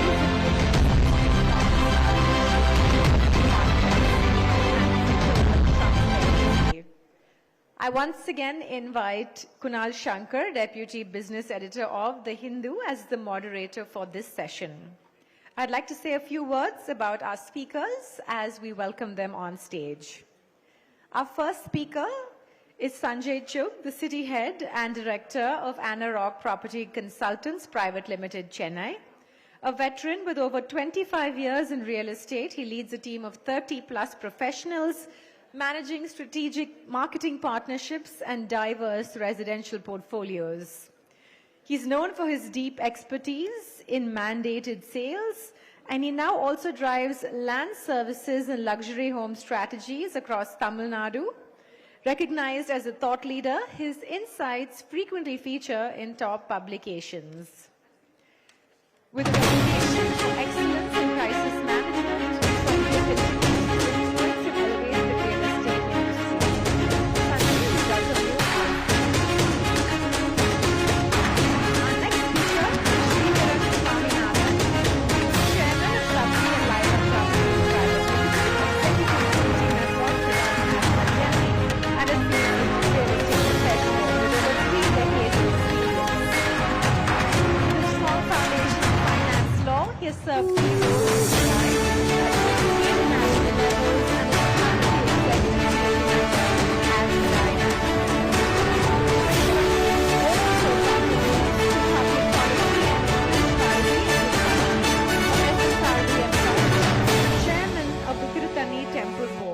He's a respected industry and civic leader. We welcome him on stage. And rounding out the panel, our final speaker is Jayaprakash Padmanabhan, senior partner at Fox Mandal's Chennai office, leading the real estate practice with over 24 years of legal expertise. He advises a diverse clientele on real estate litigation, title due diligence, joint ventures, leasing, and regulatory compliance. His work spans residential, commercial, and industrial development. Known for his clarity and depth in legal strategies, Jayaprakash frequently conducts teaching and seminars. His contributions to our recognition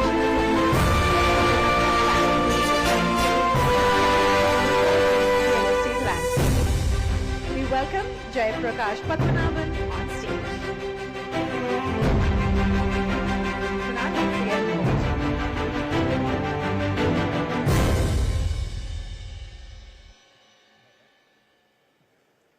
So thank you for that glowing introduction, and welcome to our audience to this second panel.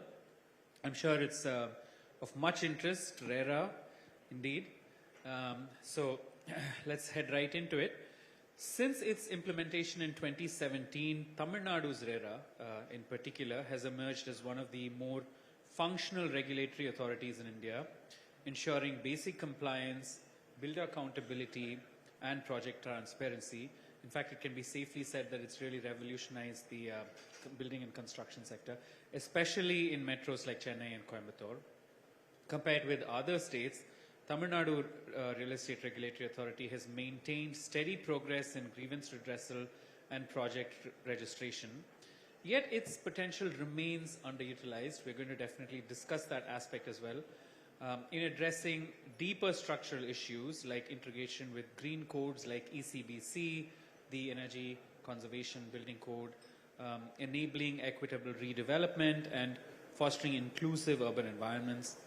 As Tamil Nadu envisions again a $1 trillion economy, RERA must evolve from a compliance tool into a collaborative, future-facing framework supporting sustainability, resilience, and people-centric urban growth. So thank you again, Sanjay, Sridharan, and Jayaprakash here. So maybe if I can start with Sanjay, you know, how can RERA deepen its compliance regime to go beyond registration and grievance redressal, ensuring integration with, you know, green norms, etc. But also, this is a major change that has happened, as I said, like a paradigm shift. So what is it meant for customers? I think that's an important aspect that should be addressed. Thanks, Kunal. A very nice question that you asked now. So when RERA was introduced in 2017, it was something that we had not heard about. From the customers' part of it, I think they just felt very secure that there was something coming in as an additional layer, like a bandage protecting them. And I think over the last 8 years that we have been, RERA has been in existence, I think it's done a fantastic job, especially in Tamil Nadu in terms of the regulatory part. And I think now, it's time for the incubation period, which is over, to get onto a larger role, which RERA can play. And like you rightly said, enforcing green building norms, safety audits and all. So I think the scope of RERA is not only regulatory, but also to get more and more involved in the kind of buildings. We talked about sustainability. We talked so many things in the earlier panel.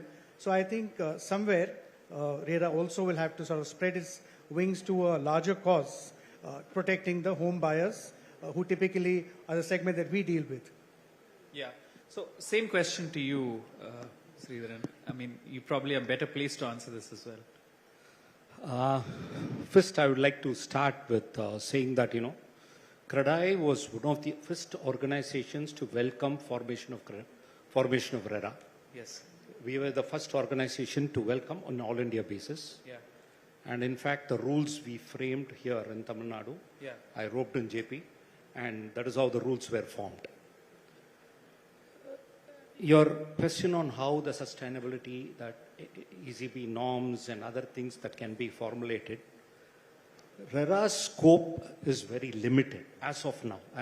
What you're saying is a welcome step. As of now, their scope is to protect the customer's interests.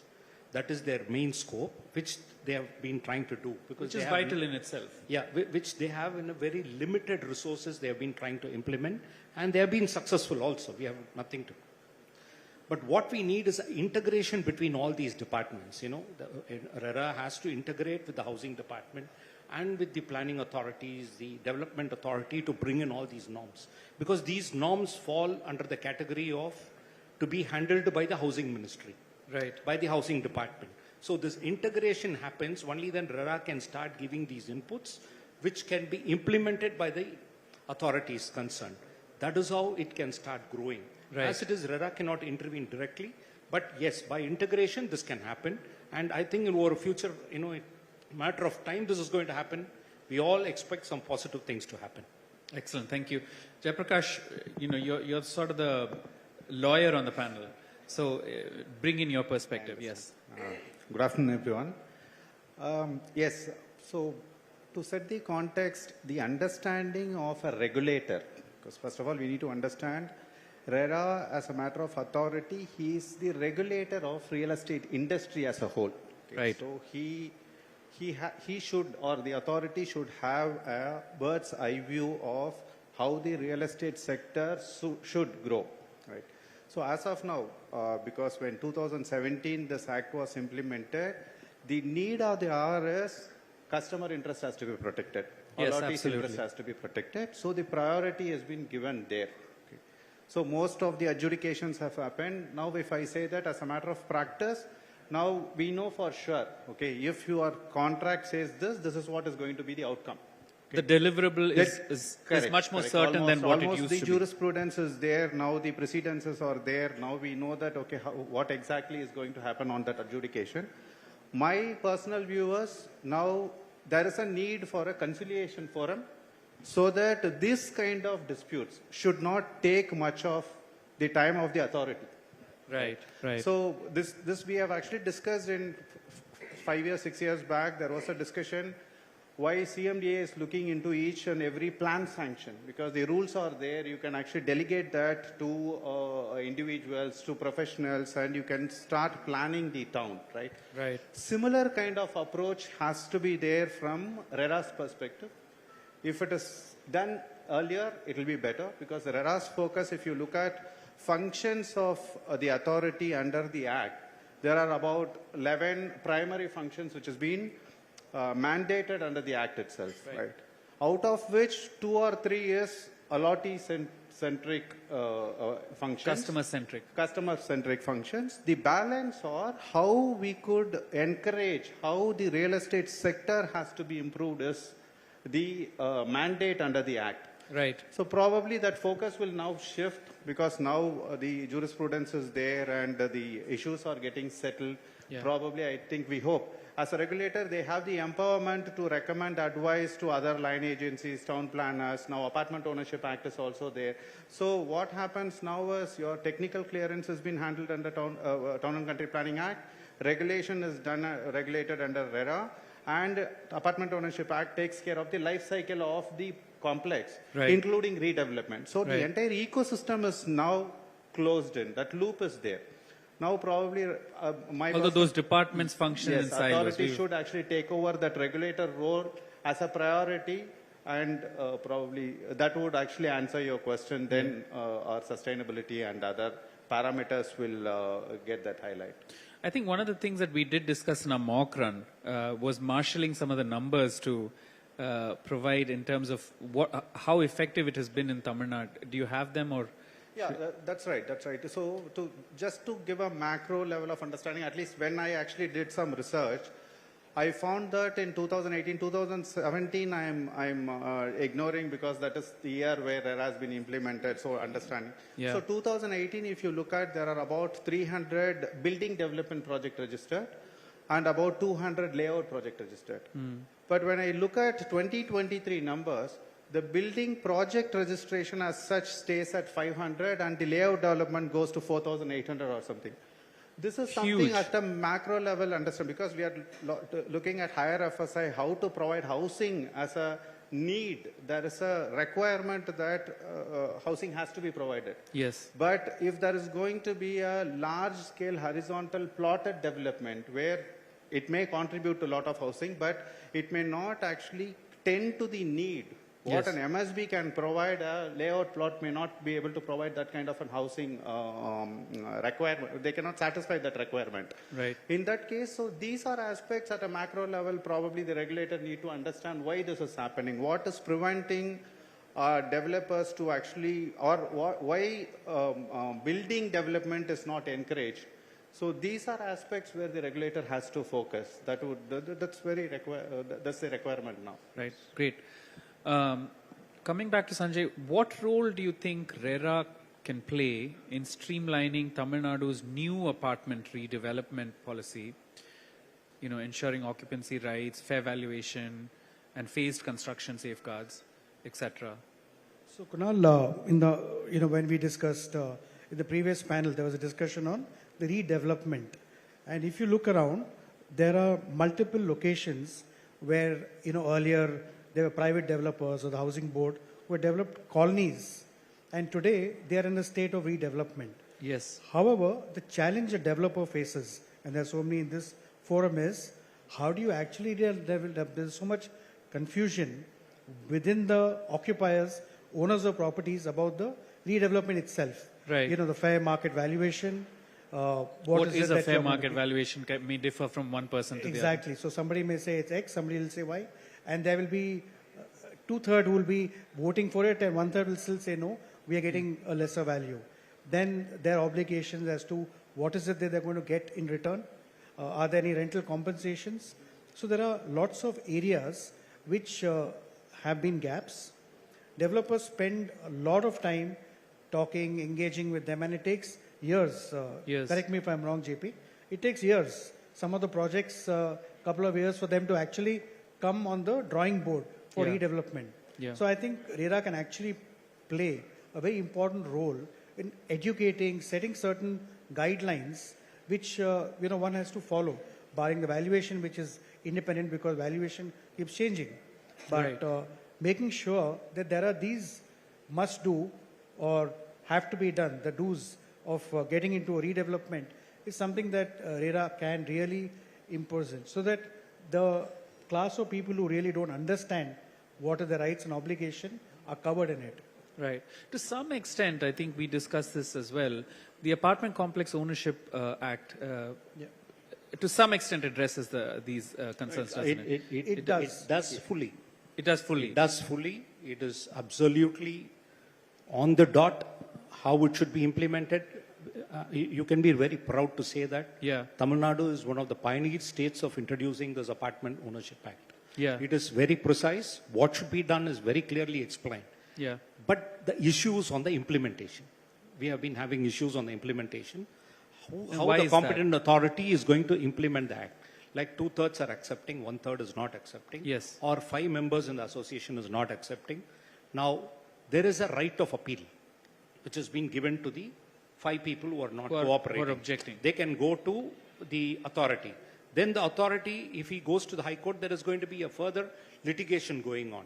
So here, I think the model, what you have initiated, is a right model. RERA is a right body because they are already dealing with the customers. Right. I think we should make them the competent authority. Allow them to do the negotiation, allow them to do everything, have control on the project. Why should we go out to registrar office who's already overburdened, or go to a cooperative society who has no knowledge of the act and how this Apartment Ownership Act is to be implemented? Right. I think it is very right that RERA should intervene, and I think also from CREDAI we are going to start pushing this, saying that you take up the competent authority role, and the redevelopment is the market now. Please understand, there is no parcels of land available inside the city. Right. If at all you're going to go and develop, if the people want to continue living inside the city, it's only by redevelopment like old housing board apartments, which has got only a 1.5 FSI, which has been achieved, which can go for a 3.25 or 3.75. This is the market today to make people live inside the city. Right. So I think it's right. I think we should make RERA the competent authority, is my view. Jaiprakash. You've particularly spoken about in our conversations about how it's siloed. Correct. Actually, redevelopment as a matter of policy, it is well edged out in the Act, and the rules clearly gives what process has to be followed. I don't think there is any ambiguity or lapse on that part. But like any new implementation of the Act, there are some teething issues are there that will get resolved.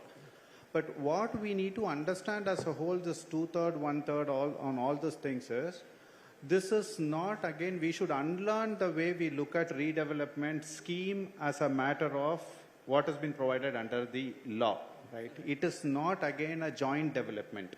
Okay. I see. So that is the understanding. Probably it has to actually it has to be discussed, and at large public should understand what is a redevelopment under a statute itself. Redevelopment is a scheme development. So it's a scheme development wherein it empowers 2/3 to take decision on behalf of the dissent as well. So this kind of discussions has to happen, but it is on the right track. Of course, competent authority has been notified. I hope that things will fall in place. But do you agree with that point? I mean, competent authority has been notified, but we've often seen competent authorities sort of work in tangent, or at least not, what should we say, not in conjunction to... not from the industry, not to understand the industry. Right, yes. Right. So I'll put it across like this. Yes, of course, that is there. For instance, I'll tell you, phase-wise development as a concept, we don't understand till RERA came into picture, right? 2017, RERA says that phase development is possible. You can register your project in phases. Even though your plan sanction is for a larger project, you can register in phases, right? But that doesn't reflect in your TNCBR. Right. Till recently, last week only, we've got that 2/3 with 2/3 consent modifications can happen. What is a phase-wise development? Right? In which area I need to give UDS? If I need to give UDS on the entire extent of the township, or should I actually give UDS only on the phase? So these are clarities which need, because conceptually, Act has provided certain liberties and certain. This is also one of the reasons why we are not actually encouraging township development. When we expect a developer who wants to do like last session, when Mr. Bala was talking about, he is looking at 400 acres of township development. But if you don't have clarity, it's too much of an exposure. That's a huge, right? Yeah. 10-acre development you develop as phase 1, and if your entire 400 acre is going to be encumbered, that's too much of risk. Right. So these are at a high level, probably we need to have clarity. So this phase-wise development, how the UDS has to be distributed, how the TNCBR will treat this, these are things which we need to cover. Otherwise, I think yes, we are there. Right. Great. Could RERA, in coordination with planning bodies, be empowered to regulate urban form, such as by guiding building heights?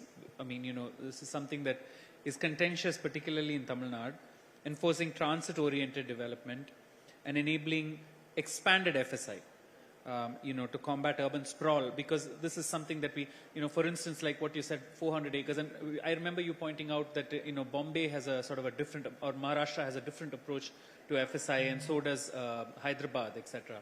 So is that something that can be addressed? So, of course, Sridharan sir will be most competent because he's a developer. But, as a person in the industry, if you visit every city in India, that is the metros, you see that every city is very different in terms of the height, in terms of what they built. For example, if you go to Bombay, a 30-feet road will have a 12-story building. Yep. Whereas in Chennai, it's not permitted. Yes. There's a rule because of the road width and the height.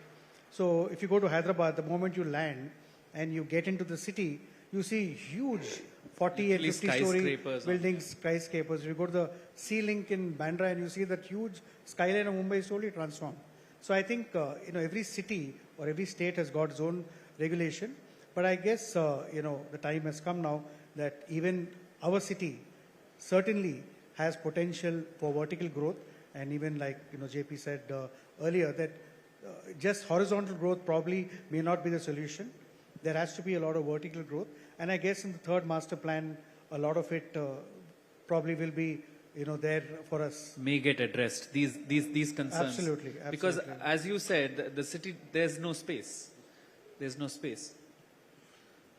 See, the height is basically restricted by airport authority. I see. Yeah, Right. the Okay. road width does matter. Even if it's a 40-feet road, you can go. If it's a large parcel of land, you are allowed to do a multi-storied building, but the limitation is on the FSI. Maybe you can use a premium FSI, but it is limited to 2 FSI. Yes. But if it is a large, if it is a 60-feet road, you can definitely go. You can definitely get your 3.25 FSI and plus your premium FSI and whatever, maybe you can achieve even 4.2 to 4.3, depending on the site extent. The whole issue is the height is all determined by the airport authority, not by the state government, not by the CBR or anything. The height is fully in the hands of airport authority. It all depends on how, see, Hyderabad, I'm assuming this is all for security the airport reasons. is littered at a distance from the city, so it is at a thing. Whereas Bombay has been having a lot of problems in height. Since I'm in the national, and I'm also one of the committee members of the airport authority of advisory committee of Chennai and Parandur, I'm aware that there is a lot of issues because of airport authority only, not because of anything else. Coming to the increase of FSI or FIR, whatever you call, there has been a lot of debates. Like you take Hyderabad, Hyderabad is a free FSI. Yes. There is a divided opinion. Once they gave free FSI, people feel that markets are coming down and there is too much of built-up area available. All this is parking. Among parking, infrastructure, everything becomes a question mark. So among our own community of the top builders, there is a debate whether this should be allowed. Up to Tamil Nadu, yes, there has been a scheme which they have been trying to bring in on a transit-oriented development along the corridors of wherever the metro is there, whether an increased FSI can be given. This is being debated, but no decision has been taken as it is. It is being debated. But end of the day, if a city which is already overgrown, if it has to grow further, is only a vertical growth. Right. Otherwise, people have to keep moving to the satellite cities only. Right. To the extended cities like this side of Punnamalli and that side of GST or ECR is going to be the day to come. Inside the city, it's only the vertical growth which has to happen. And I think that something needs to be, I mean, this is something that we've not quite discussed, but when you're talking about vertical growth, an aspect about city living is also cohabitation of, mixed use spaces that you can walk to, that you can sort of enjoy within the idea of a city. Urban sprawl restricts that, doesn't it? When we look at, for instance, Delhi as a city which has so many of these satellite towns, it almost feels unlivable, and those satellite towns in themselves become their own cities, and the concept of a single unit just disappears, doesn't it? So, So you take OMR for example. Yeah. It has grown like that. It's a vertical. You will see all the buildings are vertically high. Yeah. It's only the point of infrastructure what you're going to give. If it is a water and sanitation is provided, it becomes a success. Yes. Minus this, there is always a problem. So the most the government tries to concentrate, and we also keep pushing the government, is to give the best infrastructure available to the extended areas. City has already got.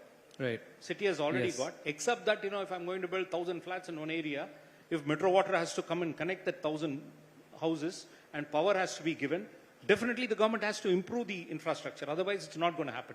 Yes. And more so in the extended area where, the combined living, like what you're saying, is there is a commercial, there is a shop, there is a supermarket.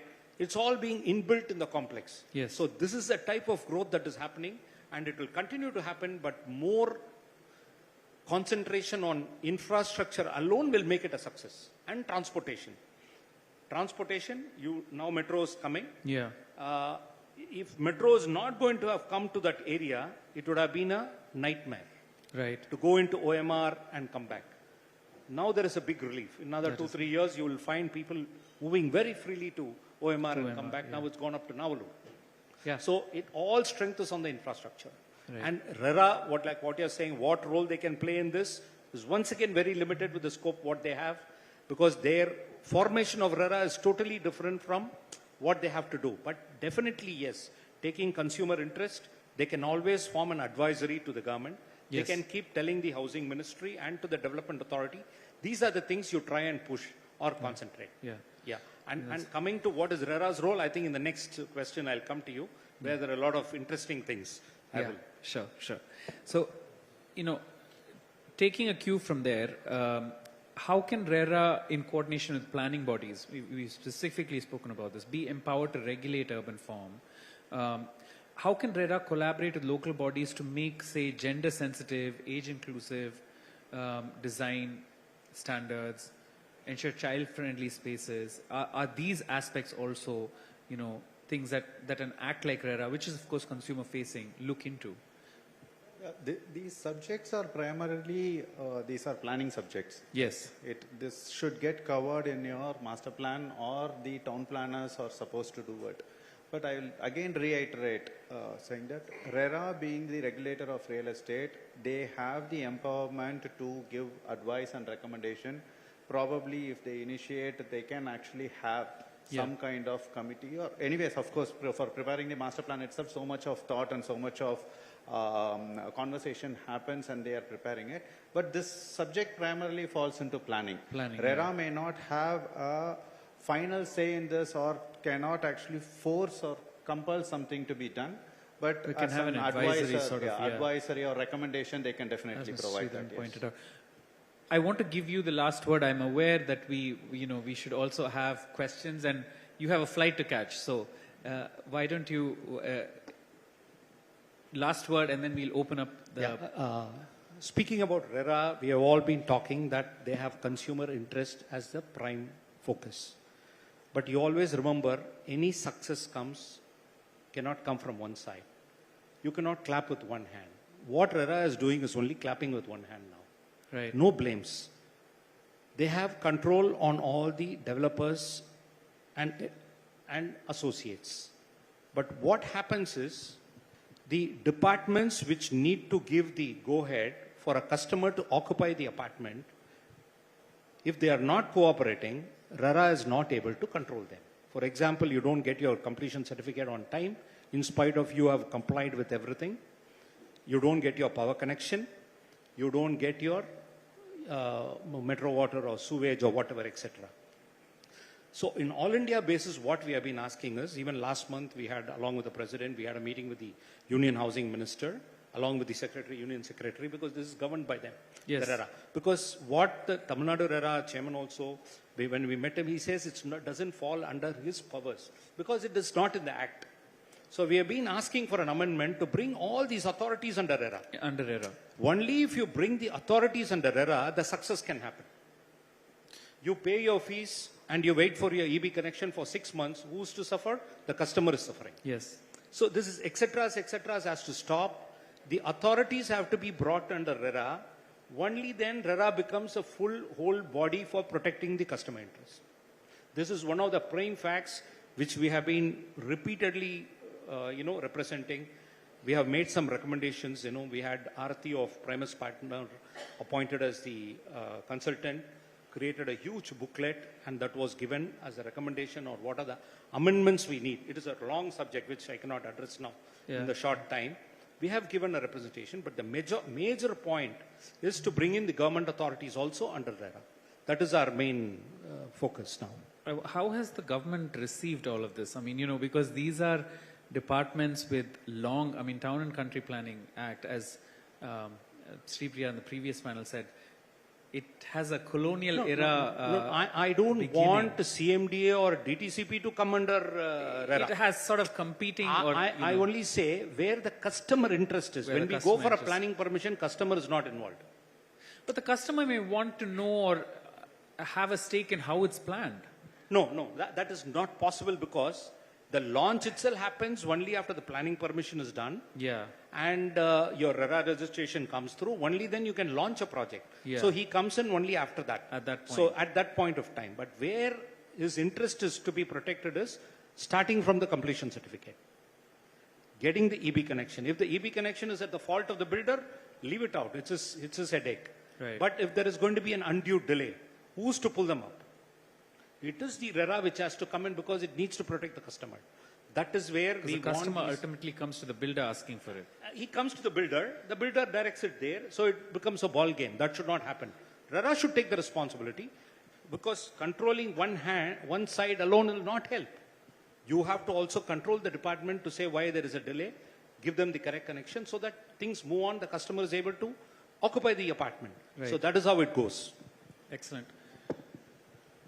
With that insightful conversation, does anyone else have closing comments? Sanjay, yes. I think what Sridharan said was very right. Yeah. I think it's more like RERA getting into a B2C and just not being a B2B body. So it has to really get more teeth, get itself more empowered, and ultimately the customer is the person who's actually going to benefit from all of these things. So RERA was set up for the customer, not for the builder, to just regulate the whole thing. So ultimately the customer stands to benefit because all the delays that he mentioned is again costing the customer. Yeah. There's a cost of capital, borrowed capital that he's taken a loan and he's still waiting and waiting and waiting. Yeah. So I think, this, what he mentioned is a very valid point, and I think probably in the next couple of years, it should be there. Great. Yeah, nothing more to add. But only thing what I was actually wondering is one of the functions again of RERA is to grade the promoters based on their good practices and performance. Right? Yeah. That would be directly that would help the public at large. Okay, because one of the very critical aspect of RERA is to bring the accountability and credibility of the promoters, and that has to be done. Probably RERA should actually start grading the promoters based on good practices. Right, and yeah. also they should incentivize for good practices, right? They should actually publish that these are all the promoters. So Sort of an open, transparent, and that will encourage people to actually follow good practices that will ultimately help the public at large and the customers. I do hope the government is listening. We'll probably read it in the Hindu tomorrow.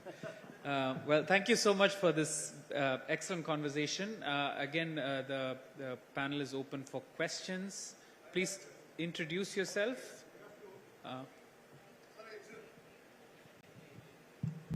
Yeah. Good afternoon. May I? Yeah. Good afternoon, sir. My question is to Mr. JP, and I really support Mr. Sridharan for bringing the other authorities also into the RERA, because we have been talking about the major builders and credit builders, but what happens if the question to Mr. JP, in case of unapproved flats with the UDS owners, if they are going for a redevelopment, what happens to them? Oh, I see. And how, that's an interesting question. How they are going to be compensated? If the road width is less, and already the builder has constructed 2 floors extra, and they are not going to be allowed to reconstruct or redevelop with the same 3 floors or 4 floors in case of street house areas. So how are they going to be compensated, and who is going to? Sir, you're asking about a very legal principle where 40. So let us assume that building is 40-year-old. Everybody has acknowledged their ownership, even though it is unapproved, even though it is in violation. So they need to get the benefit on redevelopment. There is certain actually provision where probably the policy or the act has been thought about this scenario. That's where the Apartment Ownership Act has actually moved away from undivided interest position to undivided share position to undivided interest. If you see the Apartment Ownership Act, they nowhere talk about undivided share of land. They only talk about undivided interest. Undivided interest is calculated based on the proportionate carpet area. So carpet area is your physical construction. Somewhere the Act has also thought about this kind of scenario to protect the interest of bona fide purchaser due to ignorance or something. In the past they have done it. But these are actually issues which will get settled only by interpretation, and courts has to actually give a final word on this. It will take some time. But there are possibilities. They will not lose out their entire benefits in redevelopment. They may not. That's my personal view. I have a question this side. So that's what I'm saying, sir. So these are issues which will get settled. It's an evolving concept in law. I mean, as he said, this will have to go to courts, etc. Yes. Okay. Here I am. May I ask a question, please?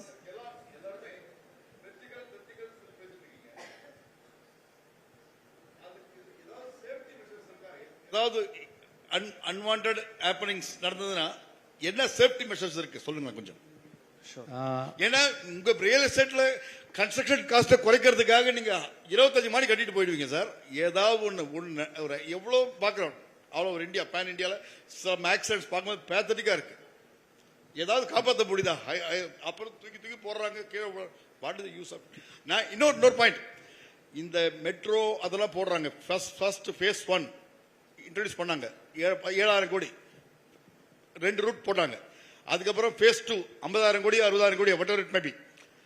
இந்த காசை இப்போ சொல்லியிருக்காங்க பாருங்க, Chennai to Villupuram, Coimbatore to Salem, Chennai to Vellore 3 route சொல்லியிருக்காங்க. இதை கூட Villupuram to Salem connect பண்ணிட்டா Tamil Nadu Madras to Coimbatore connectivity ஆயிடுது.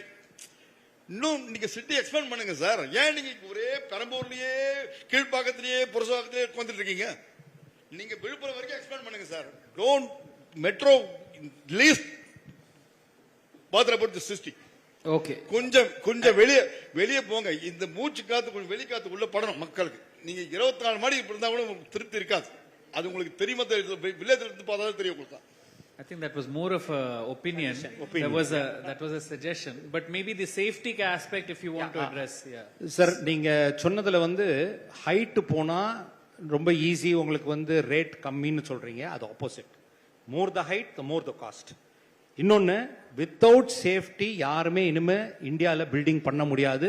ஒரு அப்ரூவல் வாங்கி கரெக்டான லோக்கல் பாடியில கரெக்டான டெவலப்மெண்ட் அத்தாரிட்டி கிட்டையும் fire service not only no objection certificate, fire என்ஓசியும் வாங்கணும், காம்ப்ளையன்ஸும் வாங்கணும். அப்பதான் கம்ப்ளீஷன் சர்டிபிகேட்டா கொடுப்பாங்க. இல்ல let me finish sir. No please sit down. Let me finish. Please sit down. See, fireன்றது ஒரு department. A department you have to believe somebody. ஒருத்தர் கொடுக்கும் பொழுது அந்த fire department is giving an NOC னா all the precautions are taken, the most modern equipments are being installed.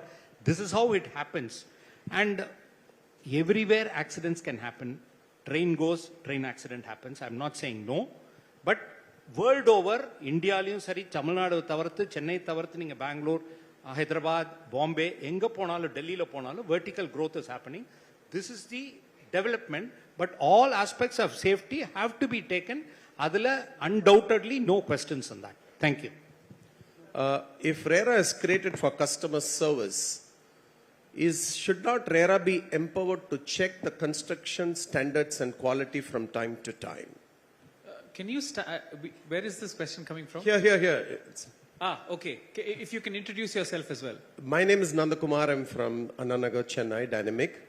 If RERA is created for the customer interest, should not RERA be empowered to delve deep into the construction standards and practices followed by builders? Right, excellent question. Thank you. You can be very clear when the RERA Act has mandated 5 years of warranty, absolute warranty on construction. Within 5 years, any problem comes, you are open to address it to the builder, and if he does not sort it out, it can be immediately taken up with RERA, and there is no question of any reconciliation and all that. If it has to be done, it has to be done. That is what RERA Act says. But you cannot expect RERA to be a supervisor. That can never happen anywhere, because the standards are set. Quality products are supposed to be used. If there is a deficiency, the builder gets, that's where what he said, the ranking comes. It will automatically, 5 years warranty has come from, I think from 2017. We have not found any major problems in any of the new buildings. Great. One last question. Can I? Yeah. So I'm Ramya. I'm an architect in practice, having my own company. My question is basically, we spoke of transit-oriented development, and we also spoke about urban sprawl, vertical heights, and all that. A little louder, please. Sorry. We spoke about transit-oriented development. We also spoke about heights, and we also spoke about, the verticality and all that. There's a lot of gentrification also happening outside, the city. So my question is there any specific focus that has been done, especially for affordable housing? Because that gets lost in this overall picture, Yes, indeed. Anyone want to address that? It's a perfect question. Affordable housing has taken a backtrack. It is true. Any affordable housing can happen only based on the land cost. If the land cost goes up, affordable housing becomes a failure. If you take Thirumarisai, we have one of our builders doing a large scheme in Thirumarisai. First phase, he's just selling it out, but second phase is just slow. The problem is distance. You need to have the infrastructure. Once again, I come back to it. You have to have the infrastructure, you have to have the transportation, where people should be able to travel to the city to work and go back. Affordable housing doesn't mean that you go and dump people outside somewhere and they're not able to come back to the city. It's not only living, they need to earn. So the concept of affordable housing is mainly on the land cost. We have been talking to the government and requesting them that we should do a PPP model to develop affordable housing. Only then it becomes feasible, because the land cost has gone up so much, people are finding it too difficult to bring in affordable housing.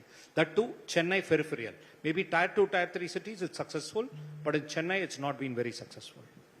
So as a matter of PPP, I think there is a land pooling scheme which has been introduced in Town and Country Planning Act 1 year back. Okay, so going forward, if we want the state to contribute the land, something like in Gujarat, town planning schemes are very popular. People actually go there and request the government to take their land for a TP scheme. Okay, because they've already shown that it is a proven concept. By giving your land, you are only going to get a value proposition, not that it is an acquisition. But here, general sentiment is, if government comes out with some kind of a scheme, it is always a forceful acquisition. There is an agenda behind it. So this campaign, this has to be deliberated, right? Unless and until it is going to be a participatory scheme, affordable housing will be a dream. As he already told, your land cost is unaffordable. Then how can you actually give an affordable housing? May not work. There should be a state level participation, but there should be a private participation as well. Land pooling is a fantastic scheme. If that has been actually taken along with some individual developers, it might work. Sanjay, do you want to add to it? Also, the definition of affordable housing is very different. When you say our city, maybe a 40 or a 45 lakh is an affordable. The moment you go to a different city, the affordable changes, right? You go to a Bombay or you go to Pune, it may be very different. So like Sridharan said, it's basically the land cost, because that is the basic raw material that you build, right? So the land cost is affordable, only then you can get affordable housing. And that's why you see over the last 2 to 3 years, while in the city, the luxury projects have become 3-4 times of what they were, the affordable has actually shrunk. This is almost nationwide, no? Particularly in big cities. I mean, Bombay, Delhi, this trend is everywhere, where it's trending affordable housing everywhere stock because, is really... it has depleted. If you look at all our studies, it says that the affordable market is shrinking, and somehow the other segment, the luxury home segment, is on the rise. So I think it's the land cost that's playing a big role in this thing. If the land cost is affordable, obviously affordable housing is there, because again, it's a huge volume. The blue collar job segment really needs that housing.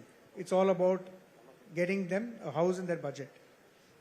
So I'll introduce myself. I'm Srilata, here from PBFI, that is Property Buyers Forum of India Welfare Foundation. So we have a forum to represent buyers. So I want to know whether there is any other forum which we can connect for the welfare of the buyers. As mentioned by Prakash sir and Sridharan sir, just there should be a forum to represent the buyers. So I want to know whether there is any other forum that is available to represent the buyers. To RERA, as a SEBI, as a commodity participants CPI member, we are representing to SEBI as a buyer forum of India. I want to know whether as we can bridge a gap between RERA and buyers as a forum. And if there is any other forum which is representing that, I want to know whether there is any details regarding that. As of now, there is no conciliation forum in Tamil Nadu. In other states like Maharashtra and Madhya Pradesh and few other states, it's come. But as of now, RERA is the only forum which you should address, because they are taking up anything that comes up if it is genuine. So now as it is, please keep addressing to RERA. Maybe it's a matter of time, maybe another 6 months, like how Maharashtra has brought in a forum in between a conciliation forum. We will also get it. Okay, so I can introduce myself as a property, that is PBFI Welfare Foundation Forum, which will be supporting the buyers with the help of RERA. Yeah, you can represent to RERA. So that I'll introduce myself as Srilata, the representative and director of PBFI Welfare Foundations, which will be a gap, which will be helping the buyers to support, to find their solution in all your buying the properties. Thank you, one and all. Great, thank you. That gentleman then, he's had his hand up for a while. We'll just ask that finally. Yeah, he's been. Yeah. Thank you. One sharp question. I'm also Sridhar. I'm a freelance strategy coach. This is to Mr. Sridharan, RERA. So, RERA is a regulatory authority. Yes. Right. You want to have some expanded terms of reference, so that government authorities also will be brought under you, so that they are answerable to you. There are regulatory authorities in other sectors as well. Banking, insurance, telecommunication. What is happening to those regulatory authorities? Are they able to bring those government authorities who are accountable to them? That will provide you some argument with the government. Okay. Please tell me what is happening there. Then only you can aspire to get the first thing is, I'm not from RERA. I'm from the... No, you are an executive committee member. Sorry, sir. I'm from RERA National. I'm an executive committee member, but I've been handling RERA. Sir. See, what we want is, we don't want RERA to take up authority of anybody. We want RERA to only take up authorities which directly falls for the consumer interest. That is for the customer's interest. If there is a delay in completion certificate, we want RERA to pull up. If there is a delay in TNEB connection, we want RERA to pull up. Not for us. It is for the customer's interest. Yeah. Same way with metro water or water supply. We don't get into other areas because it's all builders' responsibility. So we limit that, but I'm not very sure. You have given me a lead. Let me find out what the other two authorities are doing so that it can help us in better representation. Thank you. Great, thank you. I think that's really all. No, that's up. We really have to wrap up. You can always have this conversation after this panel. Thank you so much to our panelists for this very insightful conversation, and that's it. Thank you. Thank you so much. Requesting Kunal to please do the honors and present our panelists with a token of our appreciation.